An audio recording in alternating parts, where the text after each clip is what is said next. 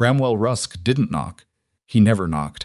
The door swung open so hard it cracked against the inside wall, and 3 of his hired men followed him in like dogs that had been taught only one trick: intimidation. Lenora Vance didn't move from where she stood at the kitchen table, even though every instinct she had screamed at her to step back. "The bank's already talking to me," Bramwell said, picking up her ledger from the table without asking. He flipped through pages he had no right to see, his thumb smearing across numbers she had scratched out by lamplight after midnight. "You've got maybe 60 days before this place goes to auction." And when it does, he dropped the ledger back down.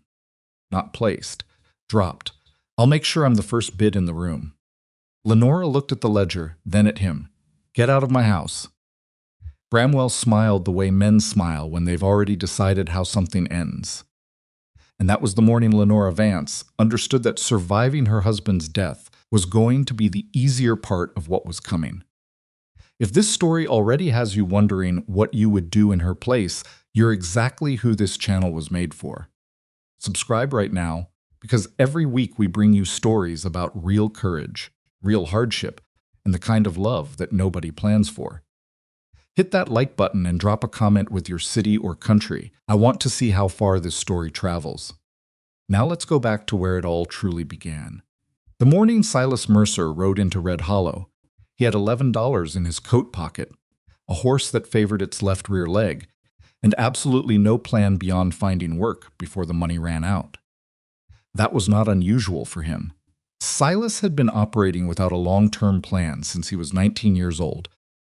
When he'd left his family's struggling farm outside of Abilene with little more than a bedroll and the vague conviction that something better existed somewhere to the west. 10 years later, he had seen enough of the West to know that better was a word that moved like the horizon, always a few miles ahead, never quite where you planted your boots. He was not a bitter man. That distinction mattered to him, though he'd never said it aloud. He had met bitter men on the trail, men who cataloged every wrong ever done to them with the precision of a court clerk, and he had always ridden away from those campfires a little faster than he'd arrived. Silas was tired, which was different. Tired was something you could sleep off, theoretically. Bitter was a permanent condition. Red Hollow was smaller than he'd expected from the way the last ranch foreman had described it. There was a general store, a post office that also served as the telegraph office, a livery, a saloon that looked like it had survived a fire at some point and hadn't been fully repaired since, and a church at the far end of the main road with a bell tower that leaned approximately 4 degrees to the left. It was the kind of town where everybody knew the business of everybody else, and where a stranger arriving on a limping horse would be noticed, catalogued, and discussed before he even dismounted. Silas was aware of this. He'd been a stranger in enough towns to recognize the specific quality of attention that small communities paid to outsiders, not hostile, not welcoming, just measuring. Like a scale deciding which way to tip. He stopped at the livery first, because the horse needed tending before he needed anything. And because a man who walked into a saloon looking for work before he'd seen to his animal generally got a certain kind of reputation that was hard to shake in a place where livestock determined your worth. The liveryman was a wiry, leather-faced man named Cobb, who looked at the horse's leg with the practiced eye of someone who had seen worse and fixed most of it. "Split a fetlock on rocky ground," Cobb said. "It wasn't a question. 3 days back. She's been walking it off, but she's not right yet. She'll need 2 weeks minimum, maybe 3. Cobb looked up at him. "You have somewhere to stable her? I was going to ask around about work." "See what's available." Cobb wiped his hands on a rag that wasn't going to make them any cleaner. Hennessy's operation outside of town might be looking. "Can't say for certain. The Vance place is the other option, widow woman. East of here, about 4 miles. Lost her husband in February. Ranch is in rough shape from what I hear. She might need hands. A widow running a cattle operation on her own? Trying to." Cobb's expression was neutral, but there was something under it, not judgment exactly, more like a man watching a slow-moving storm and keeping his opinion of it to himself. "Hard situation, that's all I'll say," Silas nodded. He paid for the horse's stabling without haggling, which seemed to improve Cobb's opinion of him slightly, and then he walked to the general store to spend 2 of his $11 on enough food to last him a few days. He bought dried beans, salt pork, coffee, and a small amount of tobacco he told himself was a luxury, but actually used to keep himself sharp on long, cold mornings when his body wanted to stay horizontal. He asked the woman behind the counter about the Vance ranch. She was maybe 60, with reading spectacles pushed up on her forehead, and she paused in the middle of wrapping his salt pork to look at him with the careful attention of someone deciding how much to say. "Lenora Vance is a capable woman," she said finally. "What she's carrying right now isn't something that capable fixes. Debt, banknote coming due, plus the regular operating costs. Plus, she's doing most of the physical work with only 2 remaining hands, both of them getting along in years." She finished wrapping the salt pork and pushed it across the counter. Her husband was the one whose name was on the financing arrangements. The bank's been, let's say, less than cooperative about recognizing her right to renegotiate. Silas absorbed this. Is she looking for hands? The woman looked at him for a moment that stretched a beat longer than comfortable. "I couldn't say what she's looking for exactly. I'd say she needs a miracle, and I don't think you're that." "No, ma'am, I'm generally not." He found the Vance ranch by following Cobb's directions and his own sense of land, which after 10 years of ranch work had become reasonably reliable. The property announced itself before he could see the house.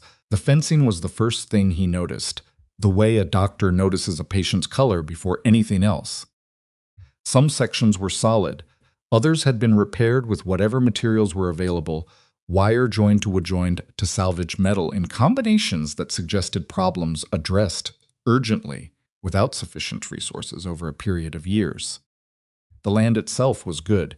He could see that clearly. Rolling pasture, decent grass coverage considering the time of year, and in the distance, cattle moving in the loose, unhurried pattern of animals that hadn't been pushed recently. He counted what he could see, maybe 40 head visible. The liveryman had mentioned 60 total. That wasn't a large operation, but managed correctly, 60 cattle on 300 acres could sustain a working ranch. If, a very weighted if, the farmhouse was modest but well kept in the ways that mattered, the roof looked sound, the windows were intact, the door was hung straight. These were the choices of someone who understood that a house was a tool before it was anything else. He knocked. The door opened and Lenora Vance looked at him. His first impression was not what he'd expected, which in retrospect said more about his expectations than about her. He had constructed, on the 4-mile ride out, a picture based on Cobb's words, and the storewoman's careful tone a picture of someone diminished, worn down, visibly struggling. What he found instead was a woman who stood in her own doorway as though she had been built specifically for the purpose of standing her ground. She was perhaps a few years younger than him, with dark hair pulled back practically and eyes the color of creek water in late afternoon, not a poetic color. Just a color, he noticed, because it was specific and clear and didn't look away from him. She was wiping her hands on her work apron, which was the detail that told him the most. She had been working when he knocked, and she would go back to working the moment this conversation was finished, whatever it contained. "I'm looking for work," he said. "Ranch work. My name is Silas Mercer. Came through Red Hollow this morning. Heard you might need hands." Lenora looked at him the way Cobb had looked at his horse's leg. Not unkindly, but without sentiment. She was assessing what was in front of her, not what she hoped was in front of her. "You have references? I've got names I can give you." "Foremen I've worked under. The coal train spread outside Laramie, the Hendricks operation in New Mexico, before that a couple of seasons in Colorado." "What kind of work?" "Fencing, rotation, general herd management." "Some experience with calving. I'm not a farrier, but I can treat a working animal if I have to." She nodded slowly.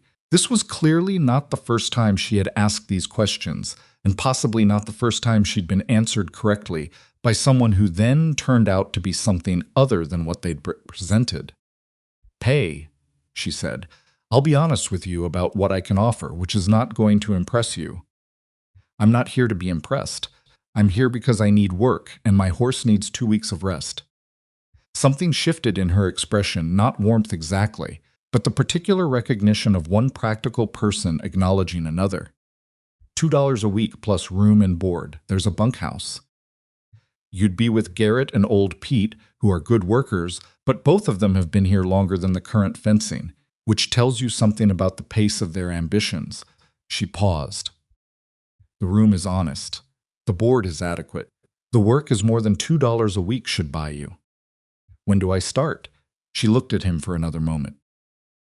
Follow me. She took him to the barn first, which was exactly right. A tour of the house would have been social. A tour of the barn was business. She showed him the cattle count, the current rotation, a section of eastern fence that needed repair before the end of the week, and a water trough situation that had been a problem since October and needed a solution that didn't involve buying new pipe she couldn't afford. Silas walked through all of it without saying much. He was listening more than talking, which was a habit he'd developed. On the job, you learned more about an operation in the first 2 hours by keeping your mouth closed than by asking questions. What he was learning was that this ranch was not beyond saving. That mattered. He'd worked on a few that were, and the difference was visible and felt like a patient who had crossed some invisible threshold where work and effort and care stopped reversing the situation and just delayed the end. The Vance ranch was not there. It was hurting. It was underfunded and understaffed and operating on margins so thin they were nearly theoretical. But the bones were solid. The cattle were in reasonable condition. The land was working. Someone with Lenora's skill had been managing this operation with inadequate tools for months, and it was still standing. That told him a great deal about her. What it did not tell him could not have told him. Standing in her barn on a gray March morning with the smell of hay and cold air around them was what the next 3 words out of her mouth were going to be, or how those words were going to change the entire course of what he had imagined his next few weeks would look like. Lenora had stopped at the workbench in the back corner of the barn. She was looking at a set of ledger pages she had apparently left there, numbers written in close, precise columns. When she looked up at him, something in her expression had changed. Not the posture that stayed exactly as it had been, straight and self-contained. But her eyes had done something, some small, involuntary thing, like a person who has been rehearsing speech and has now arrived at the hardest sentence. "There's something I need to tell you before you make a decision about this job," she said. "All right, I'm not looking for a ranch hand." Silas waited. She stopped, started again. "I can use a ranch hand. I need one badly, but what I actually need, what the bank has told me I cannot proceed without, is a husband." The word sat in the barn air between them like something physical. "The refinancing," she continued, and her voice was steady in the way a person's voice is steady when they have decided that steadiness is the only acceptable option and they are holding onto it deliberately. "The original note was under my husband's name. Marcus died 7 months ago. The bank refuses to recognize my right to renegotiate a loan. Their exact phrasing, which I have in writing, is that they need a recognized male signatory on the property financing agreement, which is their way of saying they don't believe a woman can be trusted to manage a cattle operation." Silas said nothing because there was nothing useful to say to that. "If I don't refinance the note, I lose the ranch. February 15th was the deadline I'd been given. I got a 60-day extension through a lawyer in San Antonio, but that runs out in," she checked some internal count. 43 days, and you're asking me. I'm asking you." She met his eyes directly. "Which I recognize is insane. You are a man I met 45 minutes ago. I'm not the kind of person who does things like this. I want you to understand that, I believe you. The arrangement would be a legal marriage for the purpose of signing the refinancing documents and satisfying the bank's requirements. You would work the ranch at the wages I described. You would also receive a 3% share of the net operation at the end of each calendar year for as long as the arrangement holds." When she paused, "If you choose to leave at any point, we can determine a legal path forward. I have spoken to the same lawyer in San Antonio about this possibility. Silas had been standing still for most of this, but now he shifted his weight just slightly, the way a man does when something has genuinely surprised him, and his body reacts before his mind catches up. "You've thought about this for a while," he said. 43 days of thinking about it, mostly at night. I didn't have anyone else to ask. She said this without self-pity, which was the part that hit him in some unguarded place. Not asking for sympathy, just stating a fact about her available options. "I had two possibilities before you knocked on my door this morning. One was a man in town who offered to marry me immediately in exchange for co-ownership of the property, which means the moment things stabilized, I would have a partner with legal rights who didn't earn them. And the second option," she looked at him steadily. Silas looked at the ledger pages on the workbench. His mind was doing several things simultaneously in the way that minds do when a situation has accelerated past the point where careful thinking is possible, processing the numbers on those pages. Processing the intelligence and desperation in equal measure that he was hearing in her voice. Processing the particular quality of her composure that told him she had not arrived at this conversation lightly and was not going to collapse if he said no. "I need to think," he said. "Of course, an hour. Take what you need." He walked out of the barn and into the gray morning. He walked to the eastern fence line she'd shown him, the section that needed repair before the end of the week, and he stood at it for a long time looking at the land. He thought about $11. He thought about a horse resting at the livery. He thought about the fact that he was 29 years old and had been fixing other people's fences for the better part of a decade and had not, in all that time, accumulated anything that could be called his own. He thought about the way Bramwell Rusk's name had come up twice already today, once at the livery, once at the general store before he'd even reached this property. He thought about what that kind of ambient presence meant in a small community. He thought about a woman standing in her own barn, explaining the most vulnerable thing in her life to a stranger with the precision and control of someone who had run out of alternatives, but not out of dignity. And he made the boldest decision of his wandering life. He walked back to the barn. Lenora was still at the workbench. She had not moved, or if she had, she'd returned to exactly the same position, which told him something about how much energy it was costing her to appear calm. She looked up when he came in. "Yes," Silas said. For just a moment less than a second, barely visible something in Lenora's face went through the particular sequence of a person who has been holding themselves together under extreme pressure and has just been told they can stop holding quite so hard. It wasn't relief exactly. It was the fraction of an instant before she rebuilt the composure, and in that fraction of an instant, Silas saw clearly what this ranch and this crisis had actually been costing her for 7 months. And it was gone, and she was herself again, direct, practical, already thinking about next steps. "There are conditions," she said. "I'd expect there would be. The finances are mine to manage. I will share information with you, but decisions about the operation are mine." "Understood. If you take issue with a decision, you tell me directly." "You don't work around me or over me," agreed. She nodded. A beat of silence. Then and he would remember this later, in the way people remember small details that turned out to mean more than they appeared. She said, in a slightly different voice than the one she'd been using, just a half step quieter, "Thank you for not making me explain more than I already did." Silas picked up one of the fence repair tools from the workbench. "I'll start on the eastern section this afternoon," he said. "If that works for you." It worked for her. He went to work. Neither of them had any idea yet what the eastern fence was about to cost them. They were married on a Thursday, not because Thursday held any particular meaning for either of them, but because the justice of the peace in Red Hollow was only available on Tuesdays and Thursdays, and Tuesday was 4 days away. And Lenora had done the arithmetic on 43 days too many times to waste 4 of them on sentiment. The ceremony took 11 minutes. Silas knew this because he counted, not from boredom, but from the particular hyper-awareness that comes when a person is doing something that cannot be undone, and their mind decides to record every detail with unusual precision. The justice of the peace was a stout man named Harold Briggs, who smelled faintly of pipe tobacco and read the legal language with the flat efficiency of someone who had performed this function many times, and held no opinion about any particular instance of it.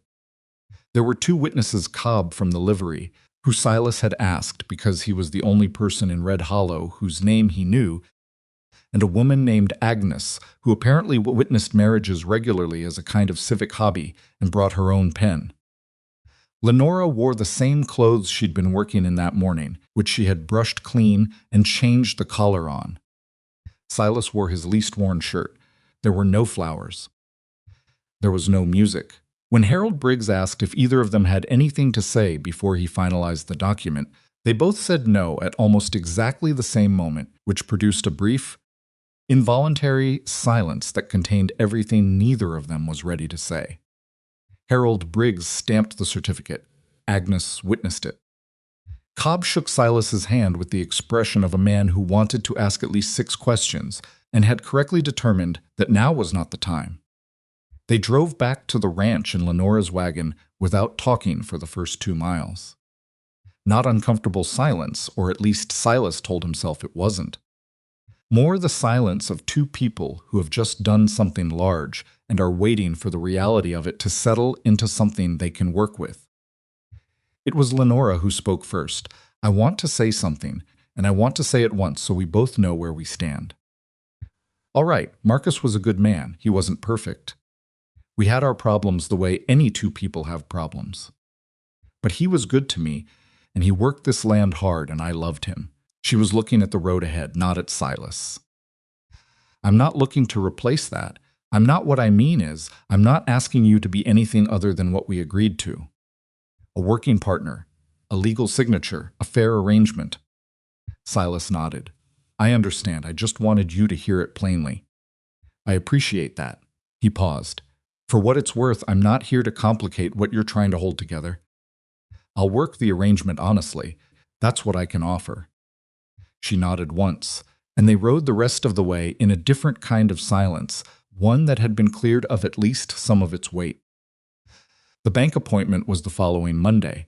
Lenora had already prepared the documentation, with meticulous care: the marriage certificate, the original property deed, her ledger of operations going back 18 months, letters from 2 neighboring ranchers attesting to the viability of the operation, and a repayment schedule she had worked out in the small hours of several nights that was aggressive, but, she believed, achievable. The bank manager was a man named Aldous Pemberton, who wore a vest that was slightly too tight and had the manner of someone who had decided years ago that the appearance of authority was more important than actual competence. He sat across from them at a wide desk and went through the papers with the deliberate slowness of a man who wants you to feel that he is doing you a favor by reading what you've brought him. Silas sat beside Lenora and said nothing. This had been agreed upon before they arrived. Lenora knew the numbers. Lenora knew the land. Silas was there for one specific purpose, and that purpose had been reduced to 2 things: his name on the document and his presence in the chair. He watched Pemberton's face while the man read. There was a particular expression that certain men wore when reviewing paperwork belonging to a woman, a faint, involuntary skepticism, not hostile exactly. More like a man looking at a mathematical result he doesn't expect to be correct and is scanning for the error. Silas had seen that expression before, in various forms, and it consistently made something in his chest tighten in a way that he recognized as anger carefully managed. Pemberton looked up eventually. "The repayment schedule is ambitious." "It's workable," Lenora said, "based on cattle prices, holding at. I've modeled it at current prices and at 15% below current prices. Both scenarios support the schedule." She opened her ledger to a specific page and turned it to face him. "Column on the left is base projection. Column on the right is reduced price scenario. Either way, the note gets current by October." Pemberton looked at the columns with the expression of a man who had not expected the columns to be there. He looked at Silas. "And you're the husband?" "Yes, sir." "You'll be co-managing the operation?" Silas was aware of Lenora going very still beside him. He chose his words with care. I'll be working the ranch. My wife manages the operation. Pemberton's expression shifted slightly, not approval exactly, but the recalibration of a man who has encountered something that doesn't fit his expectation and is deciding whether to address it or absorb it. He chose to absorb it. The paperwork was in order. The numbers were, irritatingly for him, sound. The marriage certificate was legal. He stamped the refinancing agreement. Lenora's hand, under the desk where Pemberton couldn't see it, unclenched from the fist it had been in for the previous 20 minutes. They didn't celebrate. There was nothing wrong with that. Neither of them was inclined towards celebration at that particular moment, and there was too much work waiting back at the ranch for the afternoon to be spent any other way. But on the drive back, somewhere around the 2-mile mark from the bank, Lenora said quietly, "Thank you for what you said in there about who manages the operation. It's accurate, I know. I just wasn't sure you knew it yet." Silas glanced at her. "I knew it before we walked in." She didn't say anything else, but something in the set of her shoulders changed some small, almost invisible release, and he filed that away without examining it too closely. The work was immediate and relentless, and Silas was grateful for both qualities. Garrett and old Pete had been watching him with the careful neutrality of men who had seen hired hands come and go and had learned not to invest too much in a new face until that face had proved itself in conditions that mattered. Garrett was maybe 45, compact and methodical, with the particular rhythm of a man who had been doing physical labor his entire adult life and had organized it into an internal system that nothing could disrupt. Old Pete was somewhere in his 60s, slower but precise, the kind of man who never wasted a movement because he had learned the hard way that wasted movements added up over a long day and a long life. Silas fell into the rhythm of their work without trying to impose anything on it. This was something he had learned early. Walking into an existing operation and immediately suggesting improvements was the fastest way to make enemies of the people you needed. You watched first, you matched the pace, you let the work show what it needed. What it needed, he could see within the first 3 days, was fencing on the eastern boundary done correctly rather than done urgently, water management that someone had been improvising around rather than actually solving, and a cattle rotation plan that had probably been sensible when Marcus Vance was alive, but had since been disrupted by the reduction in available labor and never fully reorganized. He started with the fence. Lenora gave him access to the records without him having to ask for them, which he appreciated. The ledgers were meticulous in the way that only a person who had been afraid of what the numbers might say and decided that not knowing was worse could produce every cost recorded, every income noted, every loan payment tracked with the precision of someone who understood that a single missed entry could be the difference between knowing your situation and believing something comfortably false about it. He went through every page, not because it was his job. Exactly his job was the physical work, but because the numbers told a story about the ranch that the land itself couldn't tell. And somewhere around the third evening, sitting at the kitchen table after Garrett and Pete had gone to the bunkhouse, and Lenora was working through the week's accounts across from him, he found something. "This boundary description," he said, turning the ledger to face her and pointing to a line in the original property documentation that she'd filed alongside the financial records. In the original deed, Lenora looked. "What about it?" "It references a surveying marker, a stone post at the northeast corner." He traced the line with his finger. "That marker is described as sitting at the convergence of the ridge and the creek bend. I've ridden the eastern pasture 3 times now. The ridge and the creek bend don't meet where this description says they do." Lenora went very still. "What are you saying?" "I'm saying there might be a discrepancy in the original survey, which would mean the eastern boundary, as it's currently fenced, might not be in the right place." He paused. "And if the eastern boundary is off, the property might actually be larger than the deed currently reflects." Lenora stared at him. "I don't know. I'm not a surveyor, but the ridge runs further east than the marker position would suggest by my reckoning. Could be significant." She was quiet for a long moment. When she spoke, her voice was controlled, but he could hear what was underneath the control. Bramwell Rusk's land begins at what I was told is my eastern boundary. I know. If the boundary is wrong, then whatever is between the current fence and the correct boundary belongs to you. Or might. I'm not certain of anything yet. Lenora looked at the ledger page for a long time. Marcus never mentioned this.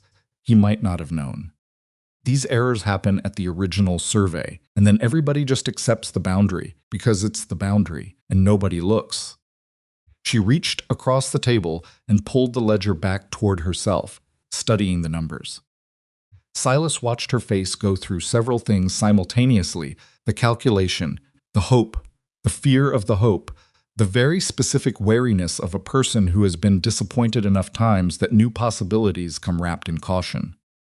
"How do we find out for certain?" she said. "We hire an independent surveyor. Someone with no connection to either property." He paused. "Quietly, before we say anything to anyone, because if Bramwell hears about it before we have documentations, he'll move to establish his own claim on the disputed area. Or at minimum, he'll complicate the process enough that even a correct survey becomes a legal battle." Lenora nodded slowly. The calculation was visible in her eyes, the weight of one more risk being added to an already heavy balance. "Can you find a surveyor?" she asked. "I can ask Cobb. He seems to know most of what moves through this county." "Ask him quietly." "I will." She closed the ledger. For just a moment, she looked tired in a way she hadn't let herself look in front of him before not defeated. Nothing like that. But the particular exhaustion of someone who has been fighting without pause and has just been handed one more thing to fight about and is taking the half-second necessary to acknowledge the weight of it before picking it up. Then she straightened. "All right," she said. "We find out what's actually there. Then we decide what to do about it." Silas found the surveyor through Cobb, as expected. The man's name was Edwin Pike, and he operated out of a county seat about 30 miles east, which meant he had no local entanglements and no reason to care about the social geometry of Red Hollow. Cobb knew him as reliable and discreet, two qualities that in this situation were worth considerably more than expertise, though Edwin apparently had that as well. Edwin came out on a Wednesday, riding in early enough that the eastern pasture work could be done before anyone in town would have noticed a third party on Lenora's land. He was methodical and quiet in the way of professionals who have done the same careful thing so many times that all the unnecessary parts have been stripped away, leaving only the essential motion. Silas rode the boundary with him, pointing out the stone posts described in the original deed and the way the actual land did not conform to it. Edwin looked at the post, looked at the ridge, looked at the creek bend. He did not say anything for a long time, which Silas had learned was not a bad sign. It was the sign of a man actually thinking, rather than performing thought. After 2 hours of careful measurement, Edwin Pike walked back to where Silas was waiting and said, "The original survey has an error. The northeast marker was placed approximately 40 yards west of where the ridge convergence actually falls. Based on the deed language, which ties the boundary to the physical feature rather than the marker position, the correct boundary is at the ridge. Which means the correct eastern boundary of this property runs 40-plus yards further east than the current fencing." Edwin looked at him. "Roughly 40 additional acres, once you account for the full length of the corrected line." 40 acres. Silas did the arithmetic in his head without moving. "You can document this officially?" "I can file a corrected survey with the county." "It'll be a matter of public record once filed. How long does that take?" "If I go back tomorrow and complete the full documentation, I can have it filed by end of week." Silas nodded. "File it," he said, "as soon as it's ready." He rode back to the house and told Lenora. She listened to all of it standing at the kitchen table, not sitting, which he had come to understand was how she received serious information on her feet, as though whatever she heard might require immediate movement. When he finished, she was quiet for a moment. 40 acres. Give or take. Enough to matter. Bramwell has been running cattle on that strip. I noticed. He's going to say it's his. He's going to say a lot of things. But the deed language backs the physical feature, not the marker. Edwin certain of the documentation, Lenora put both hands flat on the table. It wasn't a dramatic gesture more, the gesture of a person making physical contact with something solid because the ground has just shifted under them and they need to know something is still fixed. You found this, she said. It wasn't quite a question. It was in the records you gave me access to. I've looked at those records 100 times. You were looking for the financial problem. I was looking at everything. She studied him for a moment with an expression he hadn't seen on her before, not gratitude exactly, not suspicion, somewhere between the two. The look of a person revising an assessment they had thought was complete. File the survey, she said. Edwin Pike filed the corrected survey on a Friday afternoon. By Friday evening, Silas was fairly certain Bramwell Rusk already knew. He couldn't have said exactly how he knew this. It was the particular quiet of a man who has been waiting for something and has just received news that changes his position, and who goes very still in the way that certain men go still when they are moving from one strategy to another. Silas had seen Bramwell twice in Red Hollow, brief sightings at the general store and once passing on the road, and each time Bramwell had been the kind of friendly that is deployed rather than felt big voice, wide gesture, the performed ease of a man accustomed to being the largest presence in any room he entered. He was a physically imposing man, probably 50, with the weathered confidence of someone who had built something real and had let it convince him that the world operated on a system that rewarded whoever pushed hardest. He had the hands of a working man and the eyes of someone who had learned to use working man hands as a tool of social presentation. Look at me, these hands say. I built this, I earned this. Which means what I want carries more weight than what you want. The Saturday morning after the survey was filed, Bramwell came to the property. This time he knocked, which was the only difference from his previous visit, the one Lenora had described to Silas in careful, controlled language one evening when she'd been explaining the shape of the problem. He knocked, and then he opened the door before anyone answered, which made the knock a formality rather than a courtesy. Silas was in the front room when it happened. He had been going over the revised rotation schedule, which he'd been reworking for 3 days, and he was on his feet before the door had finished swinging. Bramwell stopped when he saw Silas. A fraction of a second barely visible where the social script he had prepared encountered an unexpected variable. Didn't know you had company, Lenora, Bramwell said, though he was looking at Silas. This is my husband, Lenora's voice came from the kitchen doorway. Silas Mercer, another fractional pause. Silas watched Bramwell's mind work behind his eyes, processing, filing, recalibrating. Didn't know you'd remarried. Bramwell's tone was the particular tone of someone expressing surprise they don't actually feel. Congratulations. Thank you, Lenora said. Bramwell shifted his weight. Something in his posture changed, not retreating exactly, but reorganizing, the way a man reorganizes when he has walked into a room expecting it to be empty and found it occupied. He looked at Silas more carefully, the way men who use size and presence as tools look at other men to determine whether the tool will be required. I heard about the survey filing, Bramwell said. I expect you did, Silas said. I've had cattle on that eastern strip for going on 6 years. The strip belongs to this property. The corrected survey is on file with the county. A survey can be disputed. It can, Silas agreed. Edwin Pike is well regarded in the county, and his methodology is sound. A dispute would be expensive and lengthy, and the deed language is clear.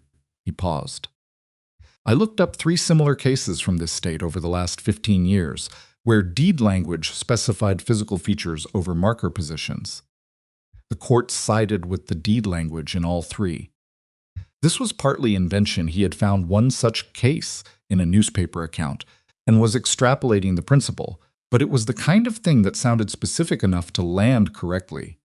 And he watched it land on Bramwell's face, with a certain satisfaction he kept off his own. Bramwell looked at Lenora. This is how you want to handle 6 years of neighborly goodwill.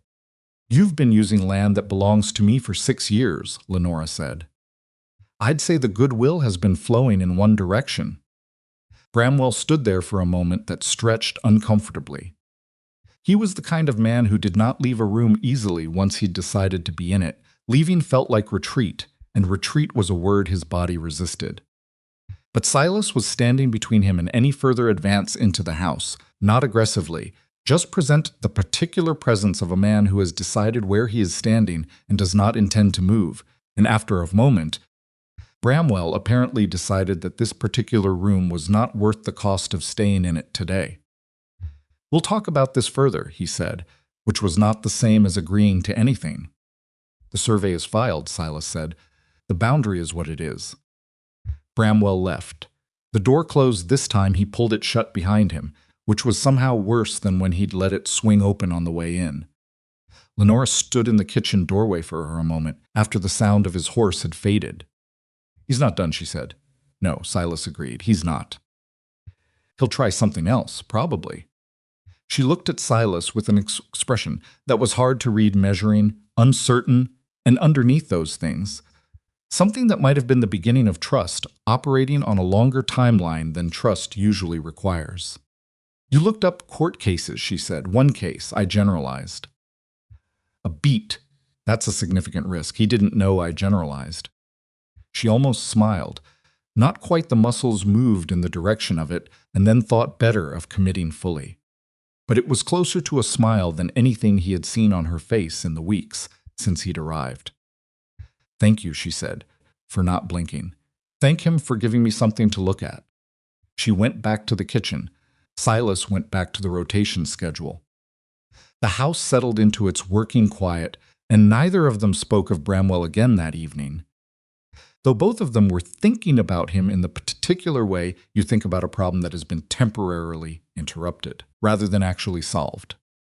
Garrett and Pete had noticed the change in things without being told anything directly, because experienced ranch hands develop a sensitivity to atmospheric pressure, the way sailors develop a sensitivity to wind. You don't need to be given information when the information is visible in the way people hold their shoulders and the way conversations happen or don't happen around you. Garrett brought it up 3 days later in the way that Garrett brought up most things sideways, while doing something else, in this case repairing a section of the north fence while Silas worked the adjacent post. "Bramwell's been talking in town," Garrett said, without looking up from the wire he was working. "What's he saying? That the survey is a grab, that the Vance property has been encroaching on his family's use of that eastern strip since before Marcus Vance acquired the place." Garrett paused. "Nobody I talk to believes him exactly, but nobody's said that to his face. Because he's large and wealthy and established, and people prefer to be comfortable. That's a polite way to put it. Silas drove the fence post the remaining inch it needed. Is he talking to the bank?" Garrett's pause was fractionally longer than it needed to be. There's been some mention of that possibility. This was the detail that worried Silas more than any other. The survey was filed and legally sound, but Bramwell talking to Pemberton at the bank was a different kind of threat, not a legal one, exactly. More the kind of threat that operates through relationships and suggestions, and the particular power that established community members have over institutional decisions that are technically neutral, but practically not.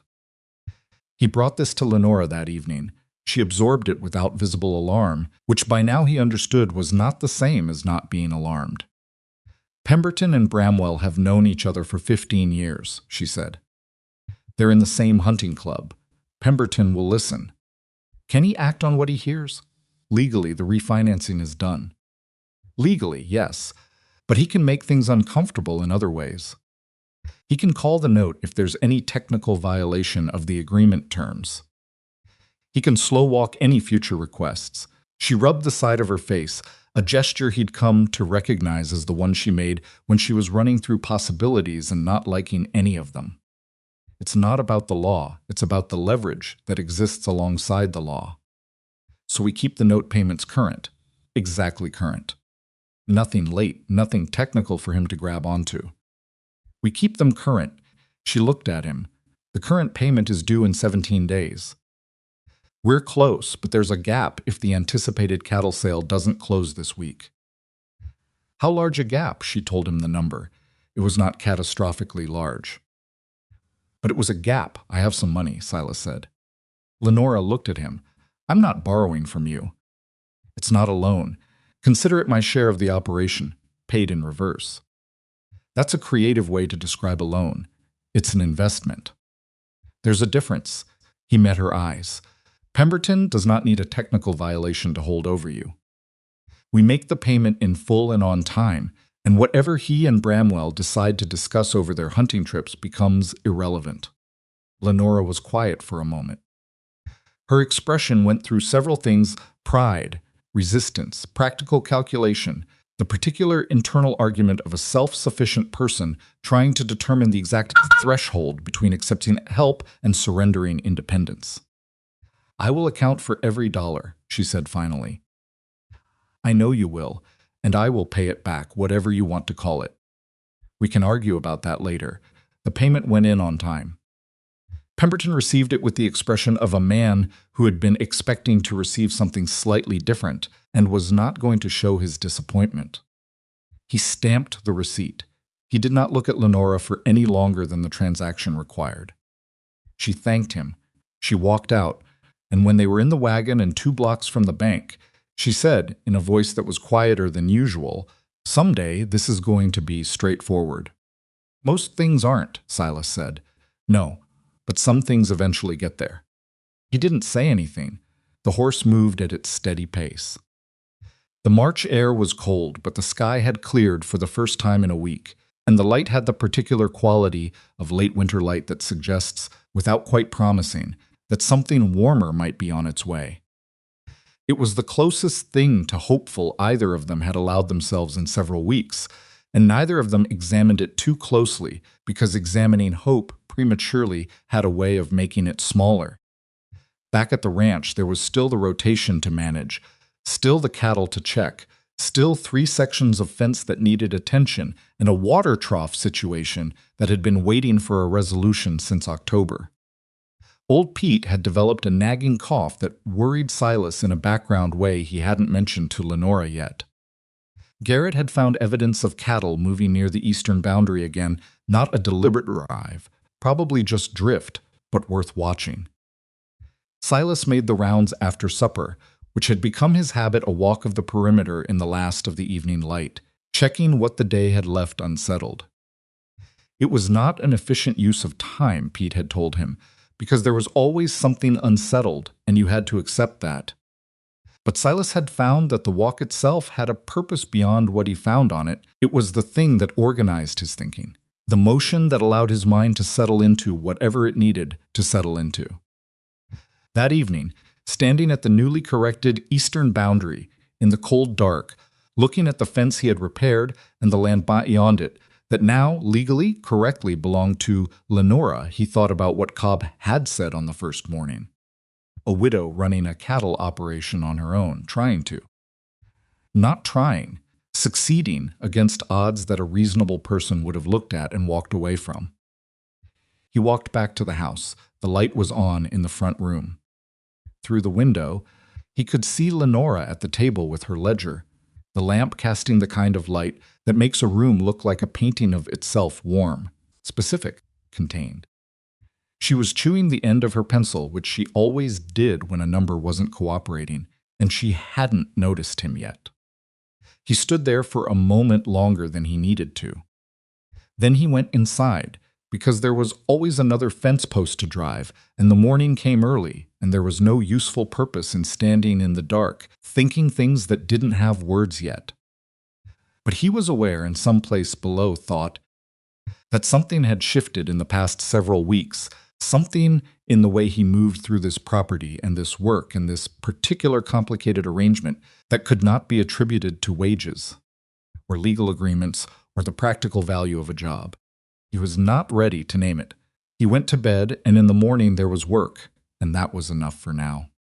But in the eastern pasture, 3 sections of new fence stood straight against the winter sky, and the cattle that grazed behind them were Lenora's cattle, on Lenora's land, and nobody had yet told Bramwell Rusk that the thing he had counted on most, her isolation, her vulnerability, her lack of anyone willing to stand between her and what he wanted, was no longer part of the equation. He was about to find out. The fence post Silas had driven into the eastern boundary stood through the rest of March without incident, which should have been reassuring but wasn't. Because Silas had been around enough men like Bramwell Rusk to understand that silence from that kind of man was not the same as acceptance. It was preparation. April came in cold and gray. The cattle sale that Lenora had been waiting on closed 2 days late, but at a price that was close enough to her projection to matter. And the ranch's immediate financial pressure eased from the kind that wakes you at 3 in the morning to the kind that simply accompanies you through the day without announcing itself constantly. A meaningful difference, even if the underlying numbers still required everything to go approximately right for the rest of the year.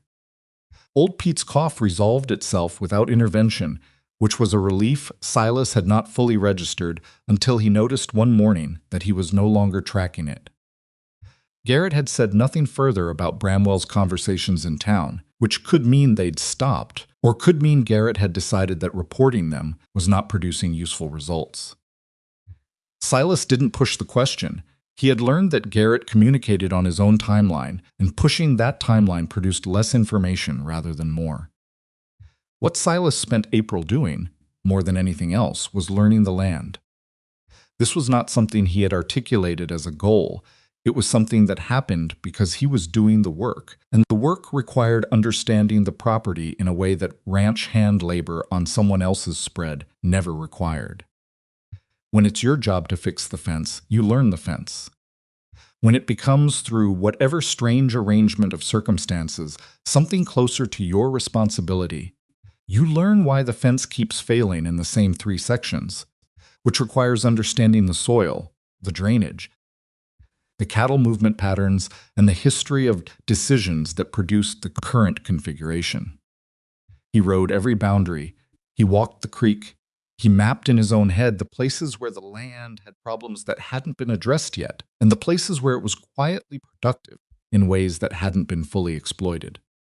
He sat with Lenora in the evenings with the ledger between them and asked questions that she answered with the directness of someone who had been waiting for someone to ask them. These conversations had a quality that neither of them would have described as personal. Exactly, but that were becoming something more than purely operational. They were the conversations of 2 people who were beginning to work in the same direction rather than in parallel, and the difference was subtle but real. Like the difference between 2 people pulling on a rope and 2 people carrying something together. She told him about Marcus one of those evenings, not in a way that was intended as a confidence, more the way information surfaces naturally when you're talking about something else. She'd been explaining the history of the cattle rotation, why it was organized the way it was, and Marcus came up as the origin of certain decisions. He had a system, she said. It worked when he was here to maintain it. When he wasn't, when I was doing it with Pete and Garrett and trying to keep everything moving, some of the reasoning behind the system didn't survive the translation. What kind of man was he? She thought about this for a moment. Stubborn. Not in a mean way, in the way where, once he decided something was right, changing his mind required a significant amount of evidence. She paused. He was wrong about the Eastern water trough situation for 2 years before he admitted there was a problem. Cost us 3 times as much to fix it as it would have at the start. What made him admit it?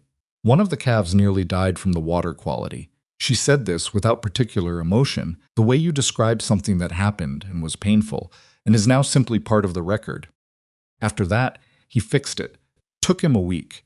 He was thorough when he finally decided to be thorough. Did you 2 argue much? She looked at him with mild surprise, like the question was slightly outside the expected range. Yes, not about important things mostly, about the small ones. Where to put a fence post, whether to sell the herd at the fall market or wait for spring prices. A pause. He thought I kept the ledgers too carefully, said I was looking for problems instead of just working. Were you? I was trying to see them before they became larger problems. He was wrong about that. She looked at him. He wasn't wrong about everything. No, but he was wrong about that. She was quiet for a moment. Yes, she said finally. He was wrong about that. They worked. The land responded slowly and imperfectly, The way land does not dramatically, not with the sudden visible improvements that make good stories, but in the accumulating way of small repairs and correct decisions that produce a property which begins to feel, gradually and without announcement, like it is moving in a direction rather than holding in place. Silas expanded the working rotation. He moved the cattle through the eastern pasture, their pasture now, legally, with the corrected boundary in a pattern that would allow the grass to recover between grazes, which it hadn't been doing under the previous arrangement. The first week, this produced no visible result. The third week showed the beginning of what he was trying for. He pointed it out to Lenora one afternoon, standing at the fence, and she studied the grass with the look of someone who has been watching something long enough to recognize the difference between wishful thinking and actual change. "That's real," she said. "Should compound by fall." Marcus would have said it was too early to tell. He'd have been wrong again. She made the almost smile. It came more easily now than it had in March, which was not something Silas examined too directly, because examining it tended to produce the kind of self-awareness that complicated simple working mornings. It was in the second week of April that Garrett came to find Silas in the far western section where he'd been working on a drainage problem, and the particular way Garrett moved across the field, not hurrying exactly, but moving with a purpose that was different from the purposefulness of work, told Silas before anything was said that something had changed. "Ryder came from town," Garrett said, "delivered a message to the house." "What kind of message?" "Letter from a lawyer. Pemberton is calling in a technical review of the refinancing agreement." Something about the co-signatory verification process. Garrett's tone was flat and factual, not editorializing, which was his way. "Lenora's inside." Silas walked back to the house. Lenora was at the kitchen table with the letter open in front of her. She was doing the thing he'd come to recognize, perfectly still, completely upright, reading the same page, with the careful attention of someone who is hoping that a second reading will change what the first reading said. It didn't. Silas read the letter over her shoulder without asking. Pemberton, on behalf of the bank, was requesting what was formally described as a co-signatory verification review, which in practice meant that Silas would need to appear in person at the bank with documentation establishing his residency and his legitimate claim to represent himself as co-owner of the property. The letter cited a banking regulation that was technically real. He'd seen similar language before, but which was being invoked with a timing that made its neutrality implausible. "He's fishing," Silas said. "He's doing what Bramwell asked him to do." "He's fishing. He doesn't actually have grounds to challenge the agreement. It was properly executed. All documentation was in order. He's hoping the review process produces something he can use, or that the process itself is disruptive enough to cost us time and money we can't spare. And if we don't respond, he can escalate. And escalating gives him more options." Lenora folded the letter with the careful precision of someone who is treating anger as a resource to be managed rather than expressed. "What do we do?" Silas thought for a moment. The honest answer was that his legal knowledge was limited and improvised, assembled from years of navigating situations where he'd had to understand enough to protect himself without having the resources for professional guidance. But he also knew that Pemberton was counting on exactly that limitation, counting on Lenora's inability to mount a formal response quickly enough to prevent whatever he and Bramwell had planned. "We need the lawyer in San Antonio," he said, "the one who helped with the original arrangement. That costs money. I know what it costs. We write to him today. We send the letter with the fastest mail available. We request specific guidance on the legal basis for this review and whether it can be formally contested." He paused. "And we respond to Pemberton ourselves, today in writing, acknowledging the request and stating clearly that we are consulting legal representation and will provide the requested documentation through that process." Lenora looked at him. "That buys time. It also tells him we're not going to be handled quietly." That changes his calculation. She was already moving toward her writing materials before he finished the sentence. The letter to Pemberton was careful and formal and contained exactly enough legal language to suggest that someone who knew the terrain had helped construct it, even though it was entirely Lenora's and Silas's work. Produced at the kitchen table over 2 drafts, with Silas contributing the framing and Lenora writing because her handwriting was cleaner than his, and because she knew the institutional language better than he did from months of navigating correspondence on her own. The letter to the San Antonio lawyer went out the same day. 3 days later, they had a response. The lawyer, a methodical man named Frederick Thorne, who communicated in writing with the compressed precision of someone who charged by the word, confirmed that the technical review process Pemberton had invoked had specific procedural requirements that the bank had not yet fulfilled in their initial letter, and that a formal response citing those deficiencies would effectively stall the review for a minimum of 30 days, while also establishing a written record of the bank's procedural irregularities. Lenora read this letter twice. Then she set it down and was quiet for a moment. "He's going to keep trying," she said. "Yes. Every time we block one approach, Bramwell will find him another one." "Probably." She looked at Silas. "Does that concern you? That this isn't going to be one conversation and then it's over?" The question had something underneath it, not a challenge exactly. More the question a person asks when they are trying to determine whether the ground they're standing on is as solid as they've been treating it. "I knew it wasn't one conversation when I looked at that boundary description in your ledger," Silas said. "Men like Bramwell don't decide on their own to stop. Something has to make stopping seem like the better option." "What makes it seem like the better option? Cost. If fighting costs him more than accepting costs him, he'll accept." He paused. "He's not used to cost. He's used to people folding before it gets there." "We don't fold, no, we don't," she nodded.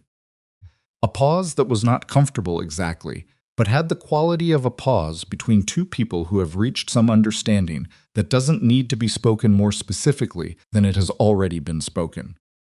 The formal legal response went to Pemberton through Thorne's office. Pemberton did not respond for 2 weeks, which was itself a communication he had received a message he hadn't expected and was now deciding what to do with it, which took longer than he'd anticipated. When he did respond, it was a letter that managed to be both procedurally correct and personally icy, confirming that the review process would be conducted according to proper procedures and that the bank would be in contact in due course. Bramwell, apparently, had received a report of this outcome through whatever channels he used, because the following Saturday morning a different kind of pressure arrived. It arrived at 2 a.m. Silas came awake at the sound. He'd been a light sleeper since his mid-20s, which was a quality ranch work developed in you whether you wanted it or not. The sound of something wrong at 2 a.m. on a working property was a categorically different sound from the ordinary sounds of night, and his body knew the difference before his mind had fully organized itself. He was out of bed and pulling on his boots before he had consciously registered what he'd heard. What he'd heard was cattle. Wrong cattle sound not the ordinary low movement of a settled herd, but the sharp, irregular noise of animals that had been startled, that were moving in the confused and panicked way of livestock that have been deliberately disturbed. He went to the window first. The eastern pasture, in the partial moonlight, showed him what he'd feared. The far section of fence was down. Multiple sections from what he could see, and the cattle were moving east toward Bramwell's range, in the loose, scattered pattern of animals that had been pushed rather than drifted. He knocked hard on the bunkhouse wall as he passed it 2 hard knocks, which was their signal, and went for his horse. Lenora was already in the barn when he got there, moving with the rapid, organized efficiency of someone who has woken up to emergencies before and has dispensed with the panic because panic costs time. She had her horse half-saddled. "How many sections?" she said. 3 that I could see from the window, maybe more. "Riders? I saw movement, can't be sure."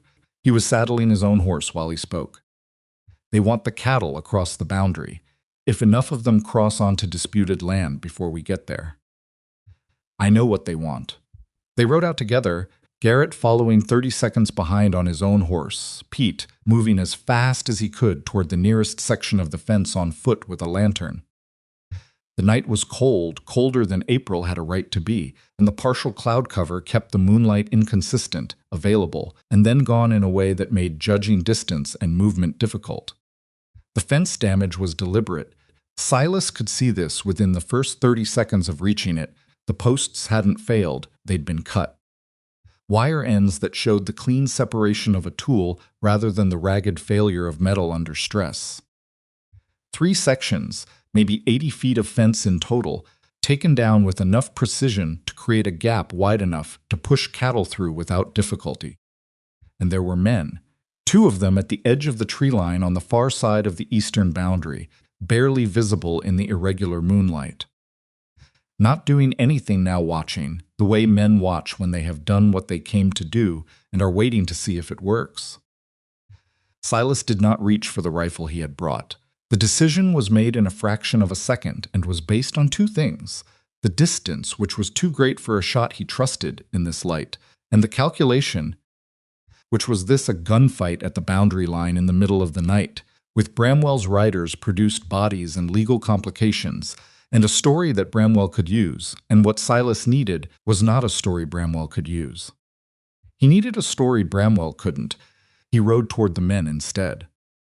They didn't immediately retreat, which told him they were experienced enough not to panic and were waiting to see what he was going to do. He rode to within a reasonable conversation distance and stopped. "The corrected survey is filed with the county," he said.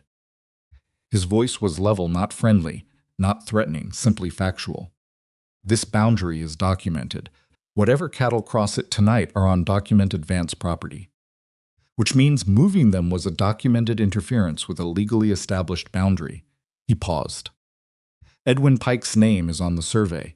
You want to explain to Edwin Pike's documentation what you were doing out here tonight." One of the men shifted his horse. The other was still. "The corrected survey has also been discussed with a lawyer in San Antonio," Silas continued. "Any challenge to the boundary is a legal matter now, not a property matter. Night riders taking down fence on a legally documented boundary are criminal interference, not a property dispute." He let that sit for a moment. "That's a different thing. That's the kind of thing that follows you." The stillness on the other side of the boundary stretched for several seconds. Then, without a word, both men turned their horses and rode back into the tree line. Silas sat still for a moment after they were gone. His heart was moving faster than he wanted it to, which was the honest physiological truth of the situation. The steady voice and the careful words were a performance of composure built on top of a significant amount of adrenaline. And now that the performance was no longer required, his body was releasing what it had been holding. He turned back to help with the cattle. Lenora had already turned most of them. She was moving with the disciplined urgency of someone who understood that the goal was not to chase every animal, but to cut off the leading animals and let the herd's own instincts do the rest, and she was doing it correctly, reading the movement, positioning herself ahead rather than behind, working the cattle back through the gap with the efficiency of someone who had been doing this work for years and had not allowed the crisis of the night to override the knowledge in her body. Garrett got the stragglers. Pete arrived at the fence in time to hold a temporary section, while Silas and Garrett pushed the last of the cattle back through it. By 4 in the morning, the herd was mostly gathered. Not perfectly.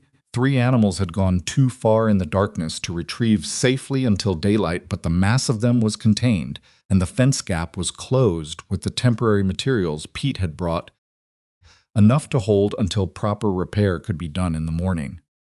Silas and Lenora were both dismounted at the fence line. Their breath was visible in the cold air. Garrett had ridden back toward the south range where 2 animals had last been spotted. Pete was checking the fence posts with his lantern. Lenora was looking at the cut wire. She'd picked up one of the cut ends, just holding it, looking at where the tool had separated it. "This is what he does," she said, not asking, not surprised. "When the legal avenue doesn't work fast enough." "Yes." "Were those his men?" "I didn't recognize them." Could be men he hired from outside the county, which is probably deliberate. She set the wire end down. You went toward them. Yes. She stopped. You didn't bring the rifle. I brought it. I didn't use it. She looked at him. In the lantern light and the partial moonlight and the cold April air, her expression had several layers to it: concern, assessment, and underneath those things, something he didn't look at too directly because the night was not the moment for it. Why? She asked, because a gunfight gives him a story. Bodies and legal complications, and he gets to be the aggrieved neighbor. Words on a legal document give us a record. He paused. They left. They left for tonight. She understood for tonight. She stood there for another moment looking at the temporary fence, and then she said, in a quieter voice, 3 animals are still out there. Daylight. Garrett will find them. I know. She stopped. Started differently. I keep thinking there's going to be a point where I've done everything right, and it stops being this hard. Silas was quiet for a moment. I don't think that's how it works. No. She almost smiled the near smile in the cold dark. I know it isn't. I just keep thinking it anyway. He said nothing further. There was nothing further that would have been useful. They rode back to the house in the remaining darkness, and by the time the sky was lightening in the east, Silas was back at the eastern boundary with proper fencing materials.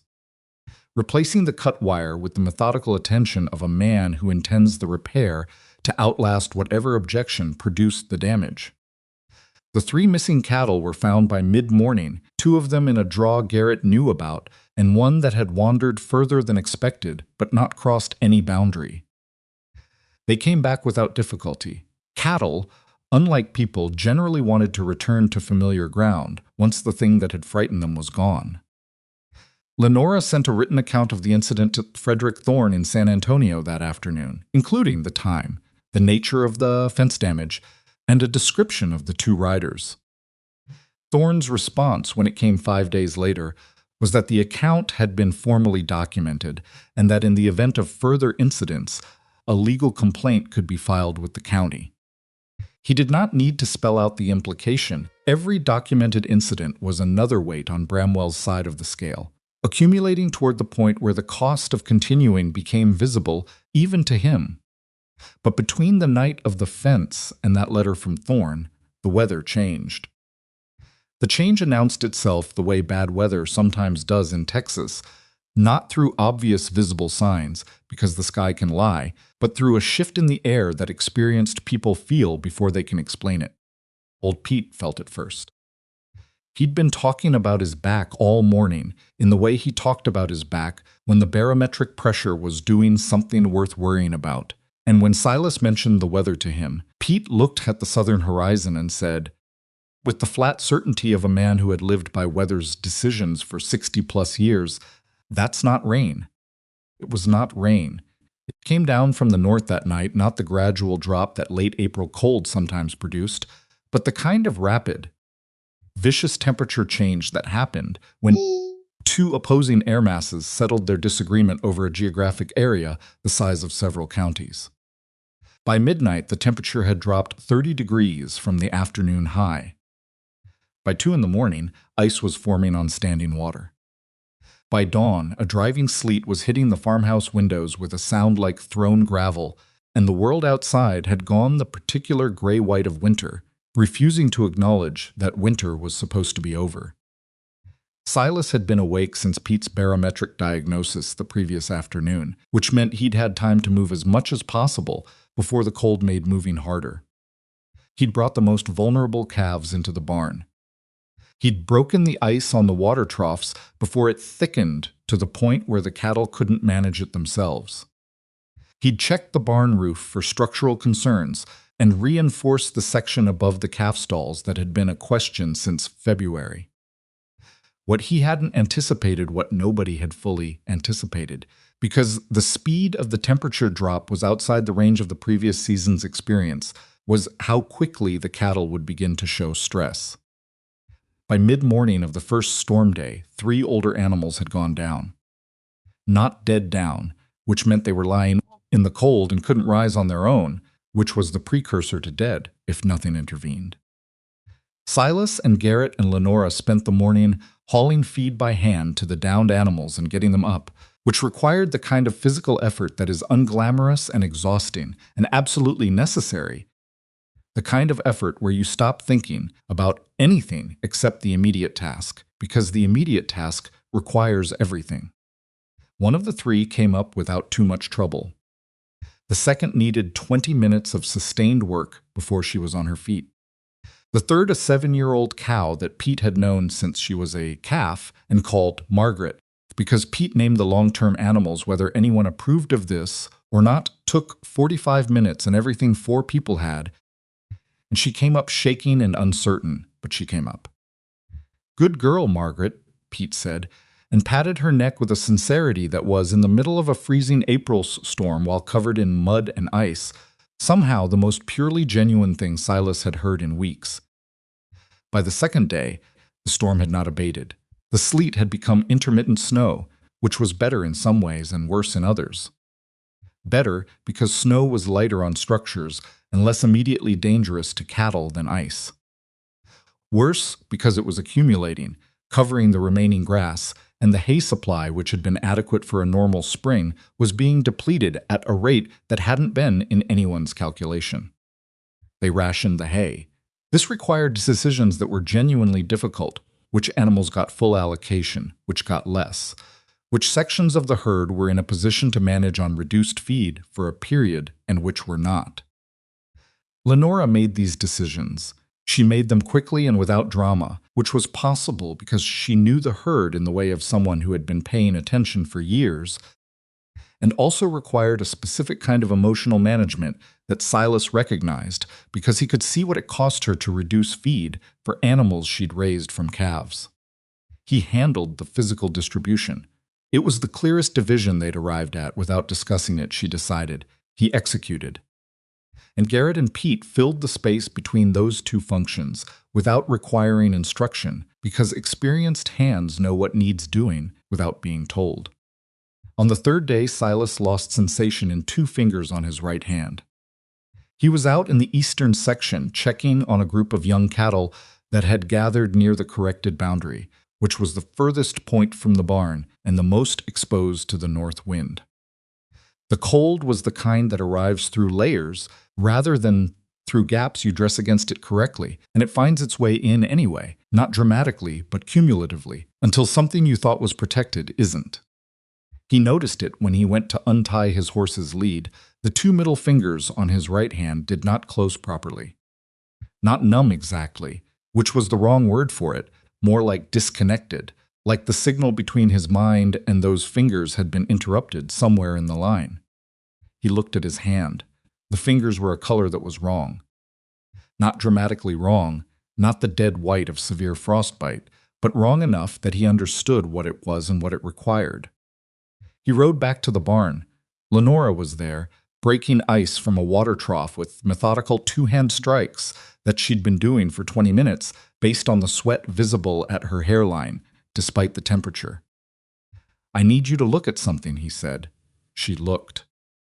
Her expression did not change dramatically. It was more a controlled, rapid assessment, the face of someone who has seen enough to understand what they are looking at and is immediately sorting through what needs to happen. "How long?" she said. "An hour, maybe. I didn't notice it until I tried to use them." "Come inside. I need to check the—" "Garrett can check it." "Come inside." The authority in her voice was not the authority of the arrangement they'd agreed to in the barn weeks ago. It was a different kind of authority, the authority of someone who has decided that a specific thing is going to happen, and the person they're talking to is going to let it happen. Silas, who was not a man accustomed to being told to come inside, came inside. She worked on his hand at the kitchen table. She knew what she was doing: warm water, not hot, careful warming that restored circulation without the shock of sudden temperature change, which he later understood was the difference between recovery and damage. She didn't talk while she worked. Her attention was entirely on his hand, on the color returning or failing to return, on his face when she pressed specific points to check sensation. "I can feel that," he said at the second point she pressed. "That's the one I was waiting for." A pause. "You're going to be all right." The outer fingers are fine. These two, she touched them carefully. You'll have feeling back fully in a few days if you keep them warm and don't push it. I need to be out there working. You can work. Keep the hand inside your coat except when you have to use it. She looked at him directly. Don't be stupid about it. I'm usually not. You stood in a freezing field for an hour without noticing your fingers were going. I was focused on the cattle. You're not useful to the cattle if you lose those fingers. Or to me, she said the last part without any particular emphasis in the same practical tone as the rest of it, which somehow made it land differently than emphasis would have. Silas looked at his hand, which she was still holding between hers, warming it. His hands were large and weathered and had the accumulated minor scars of 10 years of ranch work. Her hands were smaller but not soft. They had the same quality of used, capable things, and they were very warm against his. He became aware of this fact in a specific way that he had not been aware of it 2 seconds ago, which was the kind of awareness that arrives uninvited and is difficult to dismiss once present. Lenora appeared to become aware of it at approximately the same moment. She continued what she was doing for another few seconds, and then she released his hand and stood from the table with the brisk motion of someone returning to work. I'll tell Garrett to check the eastern section, she said. Thank you, Silas said. He meant it for the hand. He also, in some complicated way he didn't examine, meant it for something else that he couldn't name yet. She went to find Garrett. Silas sat at the kitchen table with his hand in his lap and the warmth slowly returning to his fingers, and he looked at the ledger she had left open on the other end of the table, and he thought about nothing specific, which was what his mind did when it was processing something that wasn't ready to be a thought yet. Outside, the storm pressed against the windows. The cattle needed feeding. The hay supply needed managing. There were 3 sections of fence that would need full inspection when the weather broke, and the eastern boundary in particular required attention before Bramwell had time to read the weather as an opportunity. There was work. There was always work. But sitting at that kitchen table, with the storm outside and the warmth returning to 2 fingers on his right hand, Silas Mercer, who had been fixing other people's property for 10 years, who had $11 and a limping horse when he arrived in Red Hollow, who had said yes to the most alarming proposition he had ever been offered because something in him had recognized something in her understood, quietly and without ceremony, that this was not someone else's property anymore. He could not have said exactly when that had changed. Not the legal document that had been a transaction.